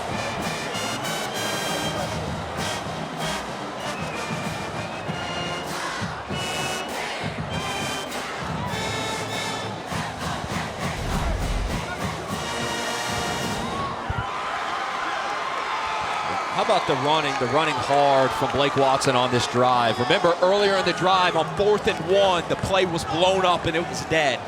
And Blake Watson took what should have been a major tackle for loss and somehow squeaked 2 yards out of it, which prolonged the drive. And then punches it in there when there was really not a lot of room. Bodies flying everywhere. He's a hard, tough, physical runner who keeps his leg going. Hard to bring down with just one guy. And Old Dominion offensively, who basically just stalled the first 3 quarters of tonight, really the first 3.5 quarters. The last drive when you needed your players to step up, they stepped up in a big way. The first offensive touchdown of the night for Old Dominion. It took them 59 minutes and 27 seconds. Now a squib kick. This will stay in bounds. It is not fielded cleanly by Keyshawn King. He is going in the wrong direction. Virginia Tech's going to have a whole lot of football field in front of it with just 30 seconds to go and a single timeout. You know, this is not 2018.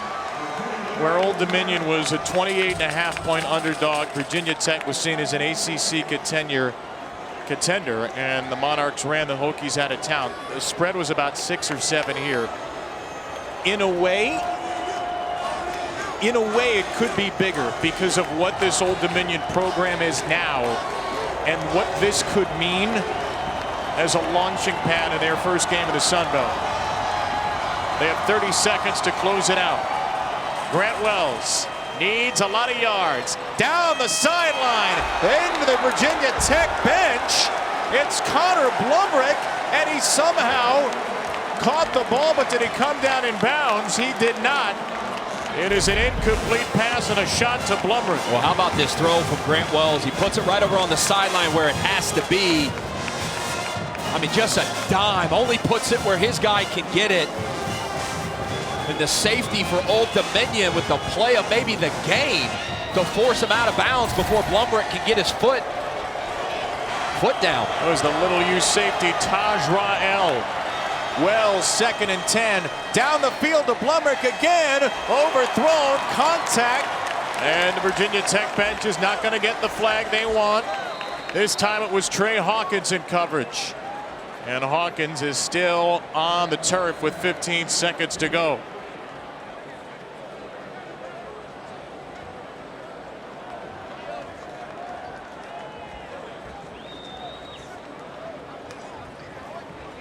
Hawkins is the senior corner who Coach Ricky Ronnie just raved about the way he's improved this offseason, his ball skills, how much improvement he's made as a cover corner. I think when he went up to that jump ball there, he landed on his back or his lower half just awkwardly. Again, another nice out and up play design where Blumrick gets a one-on-one jump ball opportunity. That's all you can kind of ask for, and yeah, Trey Hawkins just falls very awkwardly on that back.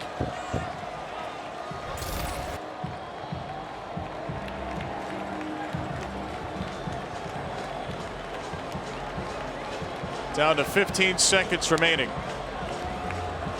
Hawkins will have to exit for at least one play. Virginia Tech, with a new kicker in Will Ross, feels comfortable up to around 50. That means they need to go about 55 yards in the next 14 seconds. I don't know where that one is in the playbook. Your Old Dominion You cannot let anybody get behind you. Wells way down the field. It is into coverage. It is intercepted. It is over. Lamarian James has sealed the victory for Old Dominion. And fittingly, it comes on a takeaway.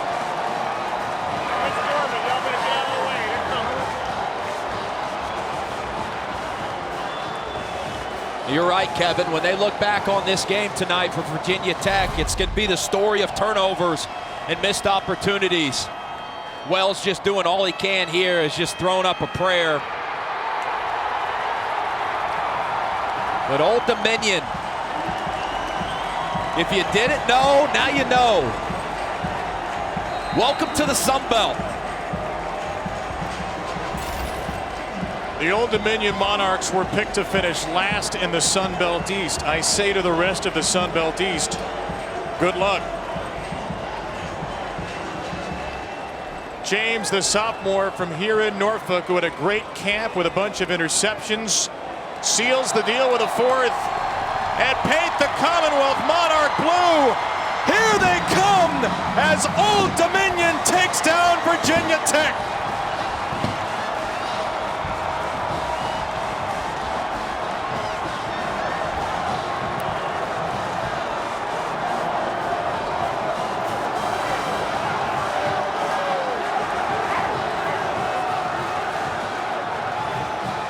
The largest crowd in the short history of Old Dominion football has spilled onto the turf. Their second win over a Power 5 team, both against the Virginia Tech Hokies. College football, we missed you so much, and yet we did not realize just how much we missed you. What a statement win for Ricky Ronnie and his program.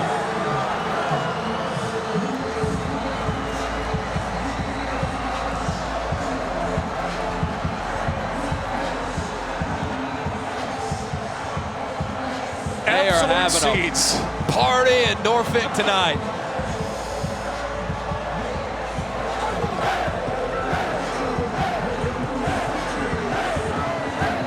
If you're a restaurant or a bar owner in Norfolk, you might want to think about changing your hours for one evening only.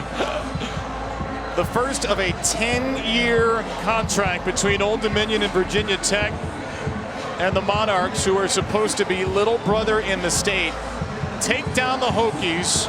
Ricky Ronnie is the winner in his first game against Brent Pry, with the two as head coaches. The longtime friends, the longtime Penn State cohorts and coordinators went head-to-head, and Ricky Ronnie's Monarchs, who took nearly the full 60 minutes to score an offensive touchdown, have won it 20-17. Maybe the signature win of the FBS era for Old Dominion, and an amazing entry into the Sun Belt. And maybe the outsiders are surprised by this outcome, but people in this Old Dominion program, people that follow college football, and especially you and I, Kevin, this doesn't surprise us, because when you look at the depth that Old Dominion had coming back this year, the starters, the experience after last year's bowl run, 10 starters back on one side of the ball, 7 back on the other, 7 on defense, 10 on offense, an experienced quarterback, and a team that knows how to fight, and a team that has grit. After starting the year with 1 win, they rattle off 5, get to bowl eligibility last year, and they start this year with a bang. You know, Ricky Ronnie told us that the 5-game win streak to end last season meant nothing. He said momentum disappears in an off season. The momentum, my friends, is back. Back in beautiful Monarch blue.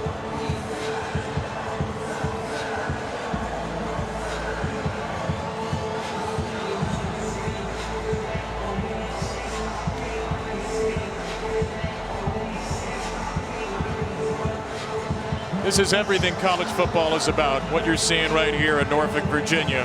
A program that started playing in 2009 has, for the second time in as many meetings here in Norfolk, taken out a program that began playing football in 1892.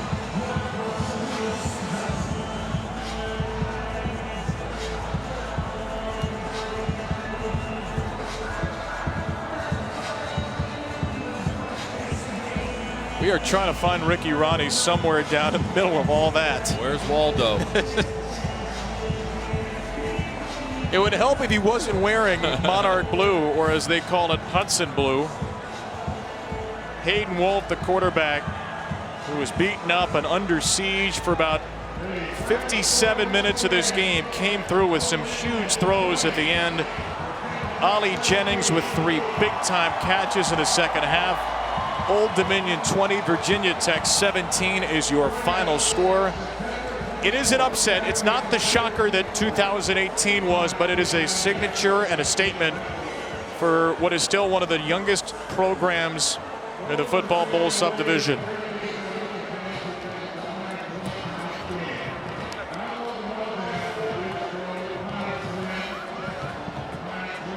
We're still trying to locate Ricky Ronnie, who is somewhere down there on the field. I'm right here. Ricky, you got us? Yeah. Ricky, it's Kevin and Hudson. Where are you right now? I'm right here at the 5-yard line.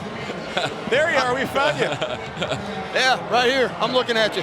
Ricky, what's this feeling like?